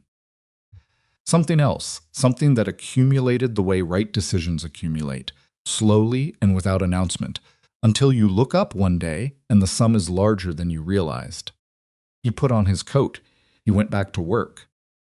And the storm, which did not care about any of this, continued to press down on the Vance Ranch with everything it had as if it, like Bramwell Rusk, had decided that pressure applied long enough would eventually produce surrender. It had not yet discovered what Silas already knew, that neither he nor Lenora had any remaining capacity for that particular outcome. The storm broke on a Tuesday. Not gently, it didn't ease away the way some storms do, trailing off into gray drizzle and then pale sky. It broke the way a fever breaks, all at once as if whatever had been driving it simply exhausted itself and stopped. One morning the windows were rattling, and the cattle were pressed together in the northern corner of the pasture, and the next morning the air was still and cold and clean, and the sky was the particular hard blue of post-storm Texas that looks like the world has been scrubbed and started over. Silas stood at the barn door and looked at what the storm had left behind. It was not good. The visual inventory took him several minutes, and none of what he cataloged improved with examination. The hay supply was down to less than 1/3 of what they'd started with. The eastern fence, which he had repaired twice already, had 2 new failures not from Bramwell's men this time, just from the ice weight on wire that had been under stress before the storm arrived. One of the calf stalls had a roof section that had partially collapsed under snow accumulation, not enough to harm the animals, but enough to require immediate repair before the next weather event. 4 cattle were still significantly weakened, not in danger of dying, not anymore, but requiring supplemental feeding and monitoring for another week at minimum before they'd be reliable. And Margaret, the 7-year-old cow, whom Pete had spent the entire storm talking to in a low, continuous murmur that Silas had chosen not to remark on, was thin but standing and eating, which Pete reported each morning with the relief of a man receiving news from a difficult front. The total accounting was hard. Silas didn't minimize it. The hay they'd lost couldn't be replaced without cost they didn't have budgeted. The fence repairs were going to consume materials and 2 solid days of labor. The calf stall roof was straightforward but not free. And underneath all the visible damage was the subtler damage, the accumulated physical depletion of 4 people who had been running at maximum effort for 5 consecutive days in conditions that did not accommodate rest. He was tired in a way he had not been tired in years.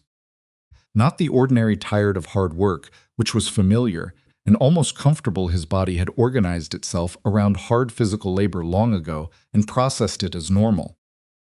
This was the deeper tired that came from sustained emergency, from sleeping in incomplete intervals while listening for the sounds of things going wrong, from the cold that had been inside his coat for 5 days, regardless of what he did about it.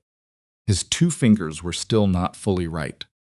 The sensation had returned, mostly, but there was a residual wrongness in the cold, a sensitivity that hadn't been there before, a reminder that the margin he had operated within was narrower than he'd understood while he was operating within it. He had not mentioned this to Lenora because there was nothing useful to be done about it and because she had her own inventory to manage. Garrett and Pete looked like what they were, 2 men in their 40s and 60s who had worked through conditions that should have required younger bodies and were now paying for it with the specific slowness of people whose joints and muscles were submitting a formal complaint. Garrett moved through the morning chores without complaint, but also without the economy of motion that was usually his signature. Pete sat down more than he usually did. Neither of them said anything about this, because they were the kind of men who would not. Lenora was up before any of them. This was not unusual. She was almost always first to the barn, but on the first post-storm morning, Silas came out at 5:30 and found that she had already broken the ice on all 3 water troughs, distributed what hay remained to the most vulnerable animals, and was standing in the wreckage of the calf stall roof, making a list on a piece of paper she'd brought from the house. She looked like she'd slept about as much as he had, which was not very much. There were shadows under her eyes that the lamplight made look like bruises, and her hair, which she normally had organized before anyone else was moving, was pulled back with the particular imprecision of someone who had done it fast in the dark. But her posture was the same. It always was upright, contained, organized around a core that the storm had not touched, and her list-making had the same precision as the ledger columns he'd come to think of as the visible expression of how her mind worked. "Roof section is salvageable," she said when he came in. "The structural beams held. It's the outer planking that failed. I can have it fixed today. What about the eastern fence?" "Tomorrow. Fence can wait 1 day. The roof can't if there's more weather." She nodded. "Pete should stay inside today. He won't agree to it." "I'll give him the harness repair," Silas said. "Inside work." "He'll feel like he's contributing." She looked at him. Yes. That's a good idea." A pause. "He won't know you're managing him." "He might know. He'll accept it anyway, because the harness genuinely needs doing." The faintest trace of something not quite amusement, more the acknowledgement of it, moved across her face. Then she went back to her list. The days that followed the storm were the hardest kind of hard work, the unglamorous reconstruction kind, where there are no emergencies to provide adrenaline, just the grinding labor of repairing damage and restoring function, item by patient item. Silas fixed the calf stall roof on the first day, the eastern fence on the second and third. On the 4th day, he rode the full boundary of the property in the first real warmth the air had offered since the storm, checking every section, making a list of his own. The eastern boundary, the corrected eastern boundary, Edwin Pike's documented line was intact. The temporary repairs he'd made held. The posts he'd set in March were solid. Whatever Bramwell's men had done that night in April, they hadn't found the opportunity to repeat it during the storm, which was either because the weather had prevented it or because even Bramwell had understood that cutting fence in a documented situation when a lawyer in San Antonio was already watching the file was a different calculation than cutting fence when nobody was paying attention. On the 5th day after the storm, Silas rode into Red Hollow. He went for supplies: hay, primarily, and wire, and 2 specific pieces of hardware the calf stall repair had used up, and he told Lenora this, which was true. What he didn't tell her, because he was not certain yet what it would amount to, was that he was also going to have a specific conversation he had been considering since the storm broke. The man he wanted to talk to was Harlan Briggs, who was Harold Briggs, the justice of the peace's older brother, and who had spent 30 years as a surveyor for the county before arthritis forced him out of field work. Harlan Briggs now spent most of his time at the feed store, where he had an unofficial arrangement with the owner he advised on property questions that came up among the customers. The owner provided him with a chair and company and a small cut of the referrals that resulted. It was the kind of informal economy that small towns ran on beneath their formal operations. Silas found him in his chair. Harlan Briggs was 80-something. With the specific physical concentration of very old men who have stopped spending energy on anything that isn't essential, small and still, and looking at everything with the patient attention of someone who had learned that most situations revealed themselves completely if you waited long enough. "You're the Mercer man," Harlan said before Silas introduced himself. "Married the Vance widow." "Yes, sir. Sit down. You're making me look up." Silas sat. He explained what he wanted, which was Harlan's assessment of the documented survey situation and whether there was anything in the county's procedural history that might give Bramwell Rusk a legitimate avenue to challenge Edwin Pike's corrected filing. Harlan listened. He did not ask clarifying questions, which was the sign of a man who understood what he was hearing the first time. When Silas finished, Harlan was quiet for a moment that stretched long enough to be slightly uncomfortable, and then he said, "Edwin Pike's work is sound. He's been doing county surveys for 20 years, and he has never had a successful challenge to his methodology. But could Bramwell file a challenge? He can file anything he wants. Cost him money and time to do it." Harlan's expression conveyed what he thought of that as a strategy. The deed language is the issue. If the deed specifies a physical feature, and the physical feature is identifiable and documented, that's where the boundary is. A marker post is evidence of intent, not evidence of location. Courts in this state have held consistently that the physical feature governs when there's a discrepancy. So the survey stands, unless Rusk can show that Edwin misidentified the physical feature. The ridge, the creek bend. Harlan looked at him steadily. Did he misidentify them? No, then the survey stands. He paused. What Rusk can do is make the process expensive, file objections, require responses, tie the question up in county administration long enough that the cost of defending it becomes its own problem. What stops him from doing that? Harlan Briggs looked at him with the calm, slightly remote assessment of someone who has been watching human nature operate at close range for 80 years and has reached certain conclusions about it that he no longer bothers to make diplomatic. What stops most men from doing expensive things that won't work is when somebody makes the cost visible to them before they start, he said. Rusk is used to people getting quiet when he gets loud. If the people he's dealing with aren't getting quiet, he stopped. Are you getting quiet? No. Then he's going to have to decide how much the principal costs him. Principal gets expensive fast when the other side isn't folding. Silas nodded. He bought the harness oil that Harlan incidentally sold as well, which he'd needed anyway, and which seemed like a fair exchange for 40 minutes of the old man's time, and he got his supplies from the rest of the store and loaded them in the wagon. He was tying the last of it down when Cobb appeared at the edge of the livery with the particular look of a man who has seen something he thinks you should know about. Rusk was in town this morning, Cobb said, before you arrived. Who was he talking to? Pemberton at the bank. About 40 minutes. Cobb's expression was carefully neutral. And then, one of the county commissioners, Aldridge, the one who handles property dispute filings. Silas absorbed this. What kind of mood was he in? Cobb considered. The kind where he's smiling the whole time. He paused. That's usually worse than the kind where he isn't. Silas drove back to the ranch with the hay in the wagon and the new information, sitting in his thinking alongside Harlan's assessment and the particular calculus of a man trying to determine what Bramwell was actually planning versus what Bramwell wanted him to think was being planned. He told Lenora that evening. She was at the table with the post-storm accounts spread in front of her, the damage assessment translated into numbers that she had been staring at with the focused expression of someone who has confirmed that the news is bad and is now determining exactly how bad. She listened to the Cobb report without interrupting. "Commissioner Aldridge," she said when he finished. "You know him?" He processed the corrected survey filing. "He's not someone who acts without good reason, but he's not someone who's immune to pressure from established landowners either." She set her pencil down. If Bramwell is talking to Aldridge, he's looking for a procedural avenue.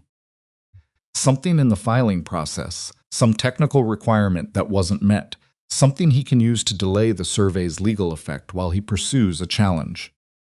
Can he find one? I don't know. Edwin filed correctly as far as I understand it. But I'm not a surveying attorney. She paused. We need Thorne to look at the filing specifically. Check for anything that could be used as a procedural hook. I'll write to him tonight. I'll write to him. It's faster. She picked the pencil back up. Add it to the list. The list. The list was long and physical and financial and legal, and it sat on the kitchen table most evenings now like a third person in the room. Silas had come to think of it as the actual shape of what they were managing, not just the ranch, which was itself a complex enough system, but the surrounding pressure of a powerful man who had decided that the rules applied to other people and was testing that conviction against two people who had decided that they didn't intend to confirm it. The letter went to Thorne. Thorne's response, 8 days later, was detailed and precise and not entirely reassuring. The corrected survey had been filed correctly, but there was a 60-day objection window during which any party with a claimed interest could file a formal challenge. That window was still open for another 3 weeks. If Bramwell filed a challenge before it closed, the survey's legal effect would be suspended pending resolution of the challenge, which could take months and would require legal representation to defend. 3 weeks. Lenora read the letter twice. Then she set it face down on the table, which was something she did when she needed to think without the words in front of her. He's going to file before the window closes, she said. Probably. And when he does, the boundary question goes back into suspension, which means the cattle situation goes back into ambiguity. Any cattle on the disputed strip, any fence maintenance in that area, any activity near the corrected boundary becomes potentially contested while the challenge works through the process. And Thorne is good, but Thorne costs money we've been spending carefully. She was quiet. Outside, the April warmth that had followed the storm was producing the first tentative green of late spring, and the cattle were moving through the eastern pasture in the rotation Silas had established. Looking better than they had at the end of the storm, the herd beginning to reassemble its normal pattern after the disruption. From the window, you could see the eastern fence line, repaired and solid, running along the corrected boundary. It looked settled. It was not settled. I have money, Silas said. Lenora looked at him. You said that before, about the bank payment. I'm saying it again. Silas, I have money saved. Not a great deal, but more than $11. He paused. I've been putting my wages back into the ranch since February. A silence. What? She said. The wages you've been paying me. I've been recording them as paid and returning them to the operating account. He said this without emphasis as a fact to be stated. I should have told you. I didn't tell you because I thought you'd refuse it. Lenora stared at him.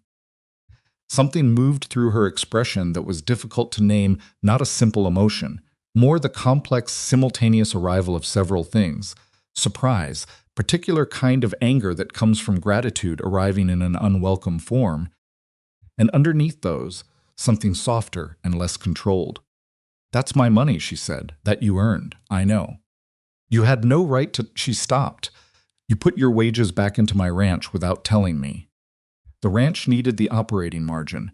What I needed was work, and I had that. That's not—" She put her hands flat on the table the way she did with serious things. "Silas, that's not what the arrangement was, no. The arrangement was a legal agreement to save your ranch. This is a different thing." "What thing?" He looked at her steadily. "I don't know what to call it exactly. I just know that when February's bank payment was short and your face did that thing it does when you're not going to tell anyone something is wrong, I put the money in and it solved the problem. When it happened again in March, same thing." He paused. "I'm not asking for credit for it. I'm telling you now because you need to know that the money exists and it should go to Thorne if Bramwell files."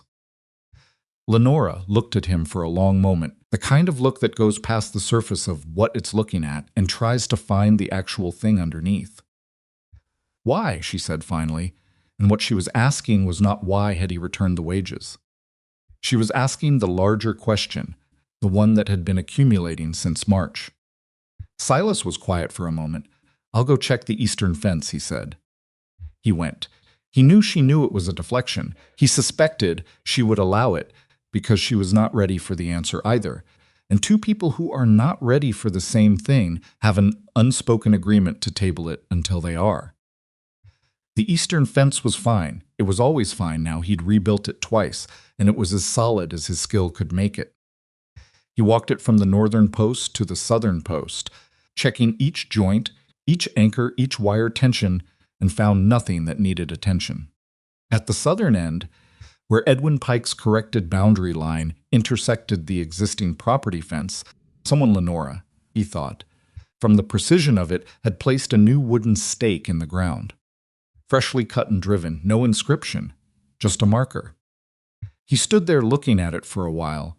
He thought about what Harlan Briggs had said. What stops most men from doing expensive things that won't work is when somebody makes the cost visible to them before they start.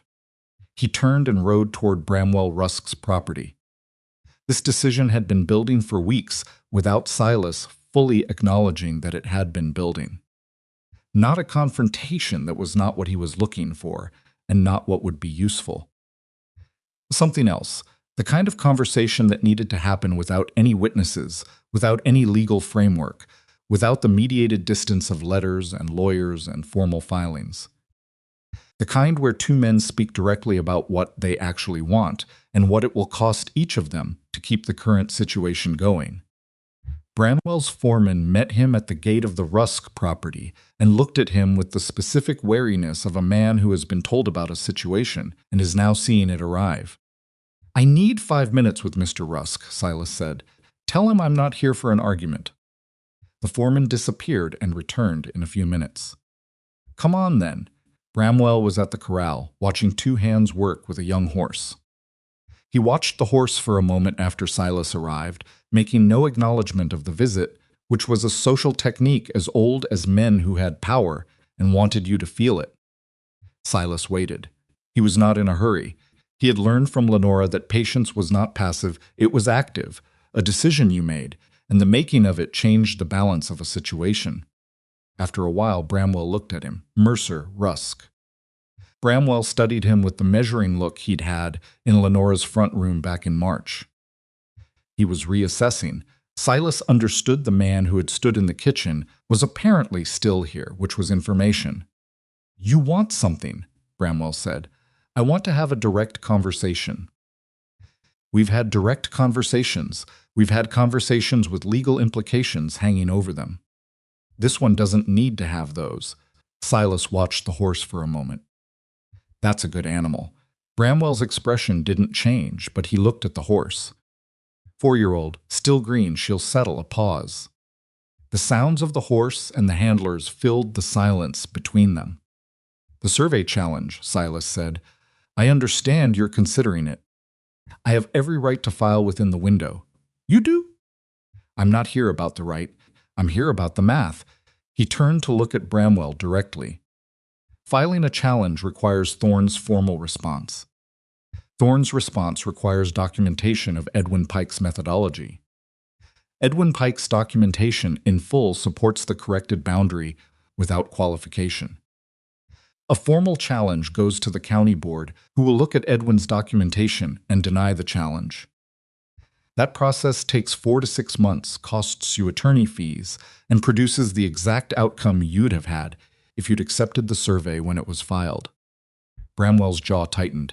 Not much. Enough. Unless, Silas continued, you believe there's an error in Edwin's methodology. In which case, you file, and we find out. But I've looked at his work. There isn't one. You're not a surveyor. No, Harlan Briggs is, though. Spent 30 years doing county work before his hands gave out. I talked to him a week ago. Something shifted in Bramwell's face. Harlan Briggs was apparently a name that landed. Harlan thinks Edwin's work is sound, Silas said. He said it in those words. Silence. The horse moved in the corral with the uncertain grace of a young animal learning what its body could do. The handler said something quiet to it, and it settled fractionally. That strip has been in practical use by my operation for 6 years, Bramwell said. Finally, the first thing he'd said that wasn't about rights or challenges. I know. That's a real loss. I'm not pretending it isn't. Silas kept his voice level. But 6 years of use doesn't transfer title in this state when the deed language is clear. Harlan was specific about that too. Another silence. What are you proposing? Bramwell said. It was barely a question, more a concession, that they had arrived at the part of the conversation that had a possible outcome rather than continuing the part that didn't. Nothing formal. I'm not authorized to propose anything formal. That's Lenora's decision, not mine. He paused. But I'll tell you what I think she'd consider if the challenge was withdrawn and the boundary accepted. The creek that crosses the corrected boundary, it runs through both properties. Water access arrangements between neighbors aren't uncommon and don't require anyone to give anything up. They're agreements between people who are going to be neighbors for a long time and have decided that working together occasionally is more useful than fighting constantly. Bramwell looked at him for a long moment. The calculation was visible, even through the poker face a man who prided himself on reading situations correctly, encountering a situation that had not read the way he expected. Your wife would consider a water arrangement, Bramwell said. I think she'd listen. I'm not speaking for her, I want that to be clear. I'm telling you that the boundary is not going to change. The challenge is not going to succeed. And if you'd like to find a way to be neighbors that costs both of you less than the current approach, that conversation is possible. Bramwell looked at the horse. I'll think about it, he said. It was not agreement. It was not concession. But it was a different word than the ones that had been said before. And Silas recognized it as what Harlan had described, a man encountering the cost of his position being made visible and beginning the private process of deciding whether the principle was worth it. He rode back to the ranch. Lenora was at the eastern fence when he arrived, which startled him briefly. She didn't often come out here in the late afternoon, and then he understood she'd probably been watching for him. She was standing at the new stake she'd driven, the one he'd found at the southern end, and she turned when she heard his horse. He told her where he'd been, all of it Harlan's assessment, the ride to Rusk's property, the conversation at the corral. She listened without interrupting, which was her habit, with important information. When he finished, she was quiet for a moment. You told him I might consider a water arrangement. I told him I thought you'd listen. I was careful not to. I know you were careful. She paused. It's not a bad idea. If he withdraws the challenge and accepts the boundary. That's my read. She looked at the stake in the ground. You went there without telling me. Yes, that was my decision to make. Whether to approach him it was. I made a call. He met her eyes. I think it was the right one, but if you disagree, I need to know. Lenora looked at him. The late afternoon light was on her face, and she was doing the thing where she assessed something thoroughly before she said anything about it, which he recognized now well enough to wait for. Did he threaten you? No. Did you threaten him? No. Was he listening? By the end, yes. She looked at the fence line for another moment. Then she said, in a tone that was not quite approval, but was not the other thing either, "Next time you make a call like that, tell me first." "Fair, even if you think you're right. Understood." She nodded once. She looked at the stake in the ground, and then back at the fence, and then at the eastern pasture, where the herd was moving in the late-day light. Cattle moving in the unhurried way that meant they were settled, and the grass was adequate, and nothing had alarmed them recently. "The hay situation is still a problem," she said, returning to the list. "We lost more in the storm than I thought. I recalculated this afternoon." "What do we need?"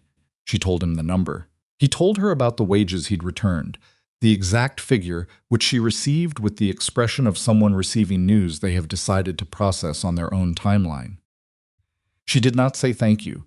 She said, "I'll account for it properly in the ledger," which was from Lenora, the acknowledgement that mattered. They walked back toward the house together as the light dropped. Neither of them talked for the first part of it, which was no longer the weighted silence of two people who had signed an agreement and were navigating around each other. It was simpler than that, and more complicated, the silence of two people who had been through something difficult together and had arrived on the other side of it slightly different than they'd started. At the barn, Silas said, "The money I put back it wasn't because I thought you couldn't manage without it." "I want that to be clear." Lenora stopped walking. "I know that." "I just didn't want you to think, Silas." She looked at him directly. "I know what it was." He stopped talking. She went into the barn to check the evening animals. He followed after a moment, and they worked through the evening routine in the quiet way they developed, dividing without discussing, each doing what the other didn't. The operation of two people who had learned each other's rhythms without setting out to. When Pete came in for the evening check and saw the two of them working through the stalls in their established pattern, he made a sound that was approximately a snort and went to check on Margaret without commenting. Pete had the perceptiveness of old men who have been watching people for long enough to see things that the people themselves hadn't gotten around to seeing yet. He also had the discretion to keep this perception to himself, mostly, and express it only through occasional sounds and the particular quality of his silence when he was around them. Garrett had no comment. Garrett never had comments about anything that wasn't directly operational, which was either excellent professional instinct or the most disciplined form of social intelligence Silas had ever encountered. He suspected it was both. After the evening animals were done, Lenora went to the house to write to Thorne. Silas stayed in the barn for a few extra minutes, checking the calf stall roof repair in the last of the light, running his hand along the planking to feel for gaps he'd missed in the visual inspection. The planking was solid. He'd done it correctly. He stood there in the quiet of the barn, the smell of hay and animals, and the particular warm lantern smell of a working barn in the evening, and thought about Bramwell Rusk looking at his horse after Silas had made the cost visible to him. About the slight shift in posture that had happened when Harlan Briggs's name landed in the conversation. The challenge window had 3 weeks remaining. Maybe Bramwell would file anyway. Pride was a thing that ignored math sometimes, and Silas was not naive enough to think one conversation fixed a problem that had been building for years. But maybe the math would do what math did when it was clear enough. Maybe the neighbor who had counted on Lenora's isolation would discover that isolated was no longer an accurate description and adjust his position accordingly. And maybe not, they would find out. Silas turned off the lantern and walked to the house. Through the window, he could see Lenora at the table, writing. The lamp was lit, and her head was bent over the paper with the focused attention she gave everything that needed accuracy. On the table beside her, the ledger was open to the page where she kept the account of wages paid, and he could see from where he stood that she was making an entry.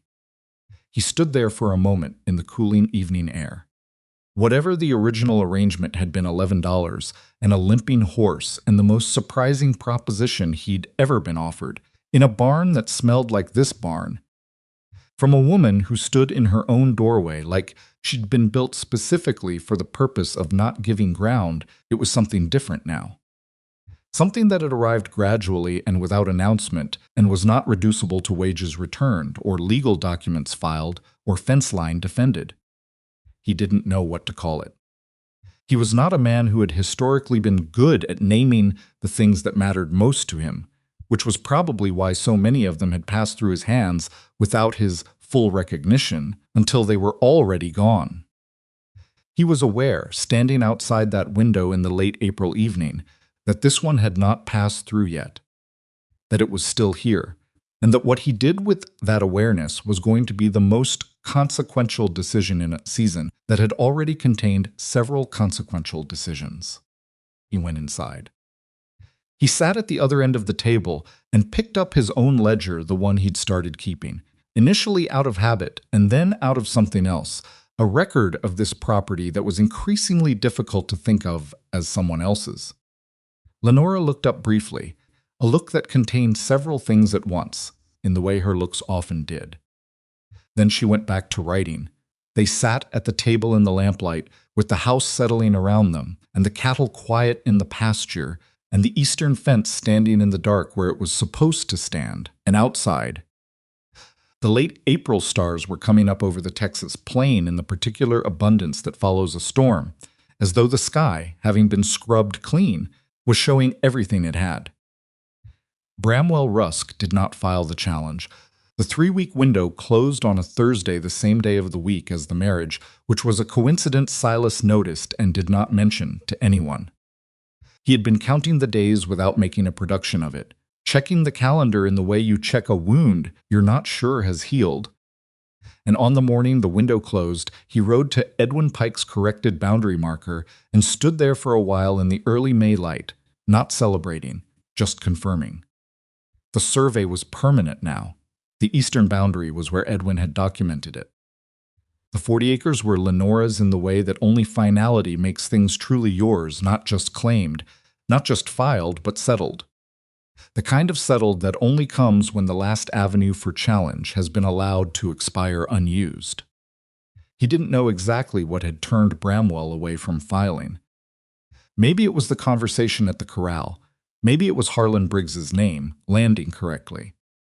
Maybe Bramwell had consulted his own attorney and received the same assessment Silas had received from Harlan, that Edwin Pike's methodology was sound and a challenge would fail and cost him for the failure. Maybe it was all of those things in combination, accumulating into the calculation that even a man accustomed to winning had to make. Eventually, this particular fight was not winnable at any price he was willing to pay.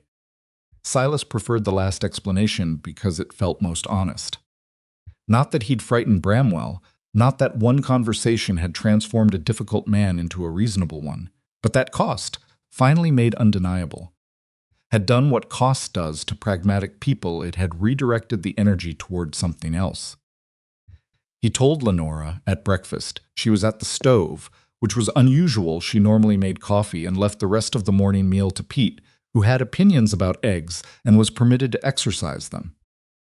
But Pete's cough had returned, mild this time, and she'd sent him to sleep an extra hour, and she was managing the eggs herself with the particular focused concentration of someone doing a task they find less automatic than they'd like. "Window closed yesterday," Silas said. She turned from the stove. Just looked at him for a moment. Then she turned back to the eggs. "All right," she said. It was not the response he'd expected, which he realized immediately was because he hadn't known what he expected. Not celebration. Lenora did not celebrate that way. Not relief, not visibly. But something. What she gave him was 2 words, in a tone that was flat but not empty. It was the tone of someone receiving news that is important and needs to be handled correctly, which for Lenora meant handling it internally first and externally later, or possibly not externally at all. He poured his coffee. After a moment, without turning from the stove, she said, "I thought he'd file." "So did I." "What changed his mind?" "I think the math changed his mind." Eventually, she was quiet for another moment. Then she put the eggs on the table and sat down across from him, and she said something she had not said in any of the months since March. "I'm glad you rode over there." It was a simple sentence. Silas received it as what it was, not just an acknowledgement of the trip to Bramwell's corral, but a larger thing, a form of accounting that Lenora did not often do out loud. She was someone who tracked what people did and adjusted her assessment accordingly, but rarely narrated the adjustment. This was a narration, small and direct, and it cost her something to give it, which was visible in the slight stiffness of how she sat while she said it. "I should have told you first," he said. "Yes, but you read the moment correctly." She picked up her coffee. "Don't tell me I can't also acknowledge that," he didn't argue. Garrett came in from the morning check with the news that Margaret had been spotted in the eastern pasture moving with her normal independence, which Pete received approximately 10 minutes later with the satisfaction of a man whose confidence in a 7-year-old cow had been vindicated by the evidence. Pete's cough by mid-morning had cleared itself again into the background, where it apparently lived permanently at this stage of his life, not gone, not serious, just present, like a piece of furniture that had been there so long nobody questioned its place anymore. The ranch was working. That was the only way to say it, and the simplicity of the statement belied how complicated it was to arrive at it. The cattle were in better condition than they had been since the previous fall, before Marcus died, and the slow unraveling of an understaffed operation under maximum financial pressure had begun. The eastern pasture, with its correct rotation, was showing the grass recovery Silas had projected in April. The hay supply had been replenished, stretching the budget to do it but not breaking it. The banknote had been current every month, paid on time to the dollar, without a single technical deficiency for Pemberton to use. Pemberton, in fact, had become almost professionally neutral in his dealings with them since the failed review attempt. Not warm, that would have required a different kind of man, but neutral in the specific way of someone who has concluded that a position is not worth maintaining and is withdrawing from it without acknowledging that it existed. He stamped their receipts. He said good day. He had not invited Bramwell Rusk to any conversations in the bank lobby since April, or if he had, nothing had come of those conversations that anyone could identify.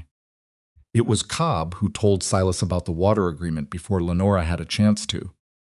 He was at the livery picking up a repaired piece of harness, the same harness Pete had worked on during the storm. Now having developed a secondary problem that required professional leather work, and Cobb was his usual economical self with information, delivering it the way he delivered most things, without preamble. Heard Rusk agreed to a water arrangement with the Vance property, Cobb said. Silas looked up. Where did you hear that? Aldridge's office. Someone who does filing work there. Cobb handed him the harness. Formal recorded agreement. Mutual access to the creek crossing at the southern boundary. Rusk's side, your side specified terms. Silas was quiet for a moment. He had not known about the formal agreement, which meant Lenora had negotiated it without telling him first, which was, he turned the idea over, which was fair, actually. He had ridden to Bramwell's corral without telling her first. She had apparently followed that opening and taken it somewhere he hadn't known she was going. When was it recorded, he asked. Last week, from what I understand. He drove back to the ranch and found Lenora at the water trough situation, the one that had been a problem since October, that had been improvised around since then, that he had been meaning to address properly for 2 months and kept getting pushed down the priority list. She was not improvising around it. She was fixing it. She had the pipe he'd been thinking about but hadn't ordered, and she was in the process of doing the work that needed doing, with the focused competence of someone who had decided the list could wait no longer. Cobb told me about the agreement, he said. She didn't look up from the pipe fitting. I was going to tell you. When I was done with this, she tightened something with a wrench that was slightly too large for the fitting, and made it work anyway, through force of determination. Rusk's attorney contacted Thorne a week ago. Rusk was willing to record a formal water access agreement as part of closing the boundary question. He wanted it documented, not a handshake, not an informal understanding. A recorded agreement. He wanted the documentation, Silas said, understanding it. He wanted proof he'd been cooperative, something he can point to. She sat back on her heels and looked at the pipe fitting critically. I don't care why he wanted it. The terms are good. His cattle have access to the creek at specified times on a rotation that doesn't conflict with ours. Both sides get something useful. The boundary is accepted and documented on both sides. Thorne reviewed the terms. Thorne drafted them. She stood up, wiping her hands on her work trousers. He said the agreement is solid. He also said he's not often asked to draft arrangements that benefit both parties genuinely, and that it was a change from his usual work. Silas looked at the pipe she'd installed. It was correctly placed. The water trough problem, which had been waiting since October, was apparently solved. You fixed the trough, he said. It's been on the list since you arrived. I know. The pipe came in last week. There was no reason to wait. She picked up her tools with the brisk efficiency of someone finishing a task and moving to the next one. Are you bothered that I negotiated the water arrangement without telling you first? He thought about this honestly for a moment. No, he said. I rode to Bramwell's corral without telling you first. You followed the opening. That's good judgment. She looked at him. I thought you might see it that way. Did you think I might not? A pause. I thought there was a version of you that would. The version that came in March, maybe. She paused again. But not the version that's here now. He wasn't sure what to say to that, so he didn't say anything, and she went back to work, and he went to help Garrett with the afternoon rotation, and the ranch moved through the rest of the day in its established rhythm. What she had said stayed with him through the afternoon. The version that came in March. He thought about that man, the one who had arrived with $11 and no plan, who had said yes to a proposition that required more faith in a stranger's word than he had normally available, who had driven fence posts in the freezing March air with the detached competence of a man who was doing a job rather than building anything. That man had existed. He had been real, with real limitations and real uncertainties, and the fact that he was not exactly that man anymore did not mean that man had been wrong or insufficient. It meant something had happened in the months between. What had happened was not dramatic. That was the honest truth of it, and Silas turned it over in his mind with the same careful attention he gave equipment that needed to be understood before it could be used correctly. The dramatic things had happened the night of the fence, the storm, the confrontation at the corral. But those were not what had changed him. Those were tests that revealed what was already there. What had actually changed him was smaller and more continuous the evenings at the kitchen table with the ledger between them, the conversations that were about cattle rotation and water management and bank payments, and that were also, underneath those subjects, about two people learning to operate in the same direction. The morning she had fixed his fingers by a window with the particular attention of someone who was doing a necessary thing and was not going to make more of it than it was. The almost smile, the flat corrections when he said something imprecise. The way she stood at the corrected boundary marker on a cold April morning and said that's real, in a voice that was about the grass, but was also unmistakably about more than the grass. None of these things had announced themselves as significant.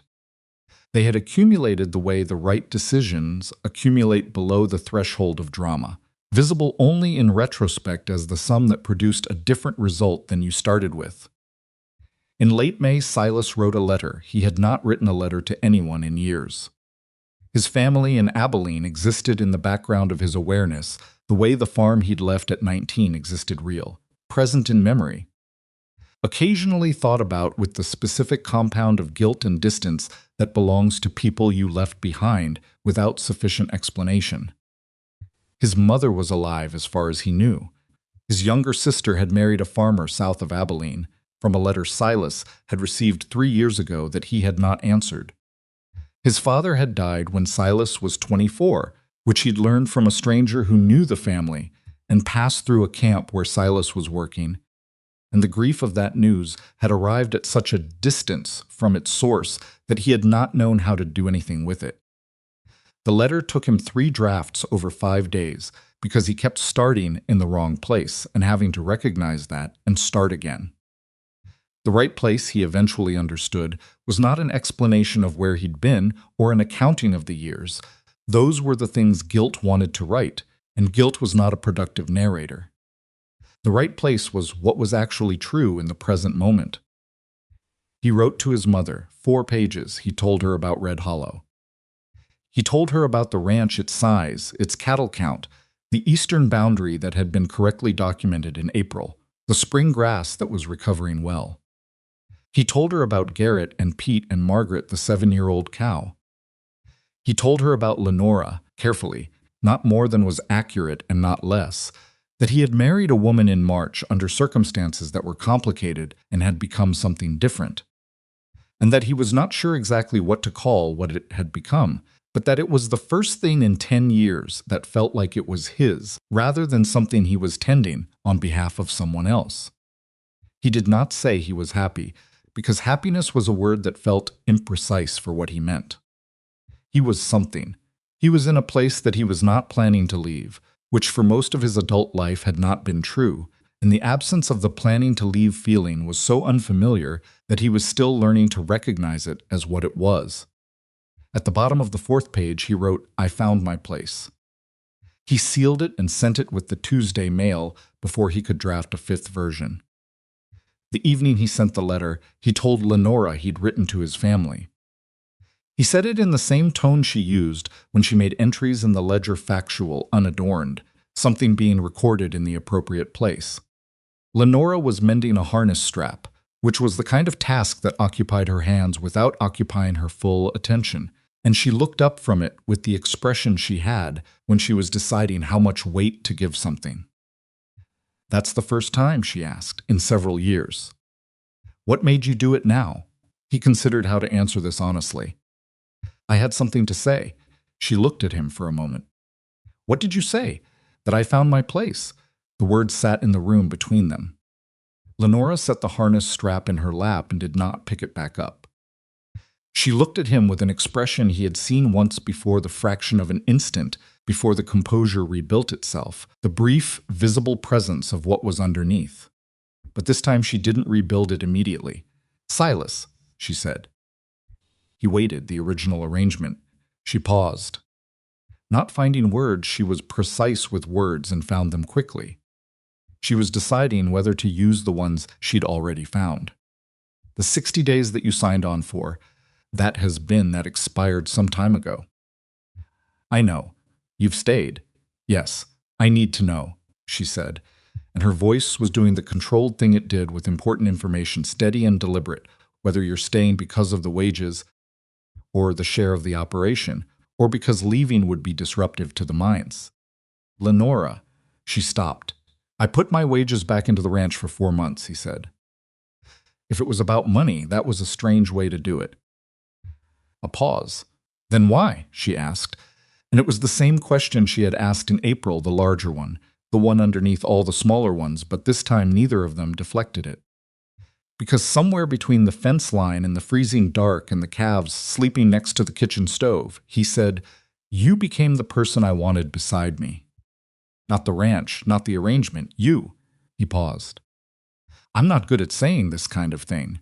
I want you to know that's not me being careful. That's me doing my best with something I don't have much practice at." Lenora looked at him for a long moment. Outside, the May evening was warm, and through the window the eastern pasture was visible in the last of the day's light, the cattle moving in the loose, settled pattern of animals that had not been alarmed recently and were not expecting to be.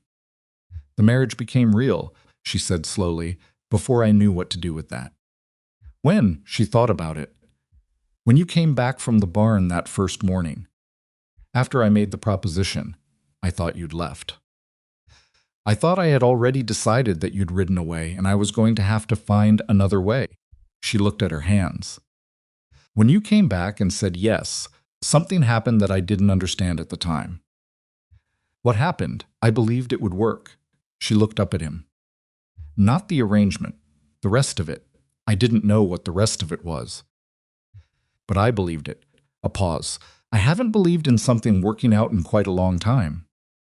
Marcus died, and then the bank, and then Bramwell, and then I had been operating on the assumption that getting through the next problem was the best I could plan for."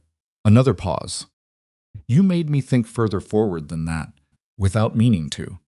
Silas was quiet. I'm not easy to be married to, she said. It came out slightly differently than she'd intended it to. He could tell because she looked briefly surprised by her own honesty. I have strong opinions. I keep accounts of everything. I don't ask for help well, I've noticed. I work too much and I say too little about things that aren't operational. I've noticed that too. I'm telling you the real version, she said. Not the one that makes it easy. I know the real version. I've been here since March. She looked at him. Something in her expression shifted into the place past the composure, past the controlled precision, into the simpler thing underneath that she didn't often let be visible. I don't want a different arrangement, she said. I want what we have.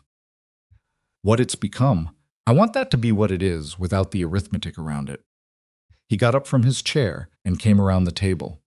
She kissed her, which was nothing like $11 and a limping horse, which was nothing like a barn conversation or a legal document or 2 words in front of Harold Briggs, the justice of the peace. It was the kind of thing that happens after months of accumulation, when 2 people have finally caught up to what was already true and stopped requiring more evidence before acting on it. When they separated, Lenora looked at him with an expression he had not seen before, not the almost smile, not the controlled assessment, not the thing she showed when she was managing important information. Something more direct and simpler and entirely her. I'm glad you knocked on the door, she said. I almost didn't. She looked mildly surprised. Why? I thought you might not need ranch hands. I thought I might be wasting the ride. She considered this. Cobb told you I was looking. Cobb said you might need hands. He also implied the situation was complicated. Complicated was one word for it. It was accurate. She sat back down and picked up the harness strap again, not because the mending was urgent, but because having something in her hands was how she organized herself, and organizing herself was what she did. But she looked different doing it now, or rather, she looked the same, because Lenora was Lenora, and that was not going to change. But something in the set of her face had released some fraction of its permanent guard. And the difference was not dramatic, but it was real, and Silas could see it. He sat back down across from her. The debt, she said. Not changing the subject, returning to the list, which was where her mind always returned, because the list was real and required management. If the fall sale goes the way I'm projecting, walk me through the projection. She did. He listened. They sat at the kitchen table in the May evening with the accounts between them, talking about cattle prices and hay costs, and the banknote schedule and the projected output of the eastern pasture under the new rotation. And it was entirely operational and also entirely something more than that, which was the particular quality of their evenings that had been building for months, the way the practical and the personal were not separate things for these 2 people, but woven together so completely that separating them would have required separating out something essential. The fall sale was the conversation of that night. The water agreement was the conversation of the following week, when Thorne sent the final recorded copy. Bramwell Rusk was the conversation of a June morning, when Silas rode the eastern boundary, and found, on the Rusk side of the corrected line, a new fence that Bramwell had erected not challenging the boundary, but marking his side of it, the way a man marks what is his once he has finally accepted where that ends. Silas looked at the new fence for a while. It was solid work. Whoever Bramwell had hired had done it correctly. He rode back and told Lenora, who received the information with the same flat 2-word acknowledgement she gave most significant news. All right, and then said nothing more for several minutes while she finished what she was working on, and then said, He's done then. I think so. He's not a man who erects good fence on a boundary he intends to dispute. No, she looked at the eastern pasture. I've hated that man for a long time. I know, I don't think I can stop all at once. You don't have to. She considered this. He did build the fence correctly. He did. I'm not forgiving him, I'm just noting the fence. That's fine. What happened with Bramwell over the following months was not reconciliation that would have required a different history and different people. It was the more modest thing that sometimes happens between neighbors who have tested each other's limits and discovered where those limits genuinely are, a mutual, grudging acknowledgement that the other person is not going away, and fighting costs more than accommodation. He tipped his hat to Lenora in Red Hollow in July. She returned the gesture without warmth but without hostility. By August, they had exchanged 3 sentences about the weather and the creek level, which told people in Red Hollow everything they needed to know about how the boundary situation had finally resolved. The fall cattle sale exceeded Lenora's projection by 11%. She had built the projection conservatively, because she always built projections conservatively, which was one of the things Marcus had called excessive caution, and Silas recognized as hard-won realism about a world that frequently came in below expectation. When the sale closed at a price that put them 11% above her careful number, she sat with the figure for a full day before she revised the accounts, as though she was waiting for it to turn out to have been a mistake. It wasn't a mistake. The banknote went current in October. Fully current, not nearly current, not technically current, with a gap that required creative accounting, but current in the clean and undeniable sense of numbers that matched exactly, and a receipt that Pemberton stamped with his efficient neutrality and handed across the desk without meeting her eyes, which was as close to acknowledgement as Pemberton was capable of, and which she received without requiring more. The walk to the wagon after that appointment had a different quality than the walk after the refinancing in March, or the walk after the failed technical review in April. It was not triumphant. Lenora didn't do triumph, and Silas had limited patience for it himself. It was quieter than triumph and more durable, the quiet of something that had been fought for over a long time and had finally arrived at the place it was always trying to get to. In the wagon on the way home, Lenora said, 3%. He looked at her. Your share, she said, of the operation. Per the original terms, the fall sale makes the first annual accounting possible. Lenora, I don't need... The terms were agreed to. I keep accounts. She kept her eyes on the road. You put your wages back in for 4 months. I've calculated what the operation owes you after netting the returned wages against the share. She paused. You'd be surprised how it adds up. Keep it in the operation. I'll keep half in the operation. The other half goes to you. She said this in the tone that indicated the discussion was open and the decision was not. You're a partner in this, Silas. That's not sentiment. That's accounting. He looked at the road. He thought about $11. He thought about a man who had been fixing other people's property for 10 years and had not, in all that time, accumulated anything he could call his own. All right, he said. She nodded. The horse moved at its usual pace. The road back to the ranch was familiar now, in a way that roads become familiar when you've traveled them in all conditions and all weathers, and from all states of mind, not just visually familiar, but bodily, the way your hands know a tool you've used long enough. Pete had his 63rd birthday in November, which he mentioned only because Garrett made the mistake of asking his age in Pete's hearing, and Pete considered the question for approximately 4 seconds before answering with unexpected precision. Lenora made a cake, which Pete received with the gruff embarrassment of a man who was pleased and had decided to perform the opposite of pleased, because the alternative was showing that he was moved by it, which was not an available option for Pete. Garrett ate 2 pieces without acknowledging that a cake existed. The winter came without the savagery of the previous April storm. Silas had spent the fall preparing for the worst, because preparation and optimism were not the same thing, and a ranch that survived one brutal season partly through improvisation needed to be set up better for the next one. The hay supply was twice what it had been. The barn insulation had been improved. The calf stall roof was structurally sound and would remain so. The water troughs had heaters, a small investment that Silas had made from his share of the fall accounting, which Lenora had not argued against, which he took as approval. When the first hard cold came in December, they were ready for it. Not easy ready was not the same as easy, and winter on a working cattle ranch in Texas is never easy regardless of how well you've prepared. There were still long days and inadequate sleep in animals that needed more than the standard systems provided. But there were no emergencies. The difference between an emergency and a hard day was preparation, mostly, and occasionally luck, and this winter they had prepared well enough that the luck required was ordinary luck rather than the spectacular kind they'd needed in April. Margaret made it through without incident. Pete reported this daily, until Silas suggested that Margaret's daily status might be assumed to be good unless Pete reported otherwise, at which point Pete gave him a look that suggested this was a category error and continued his daily reports. December became January. The ranch held, the debt stayed current.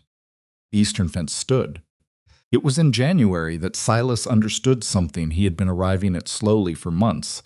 In the way you arrive at the most important realizations, not through a moment, not through a single conversation, but through the accumulated weight of everything that had come before it.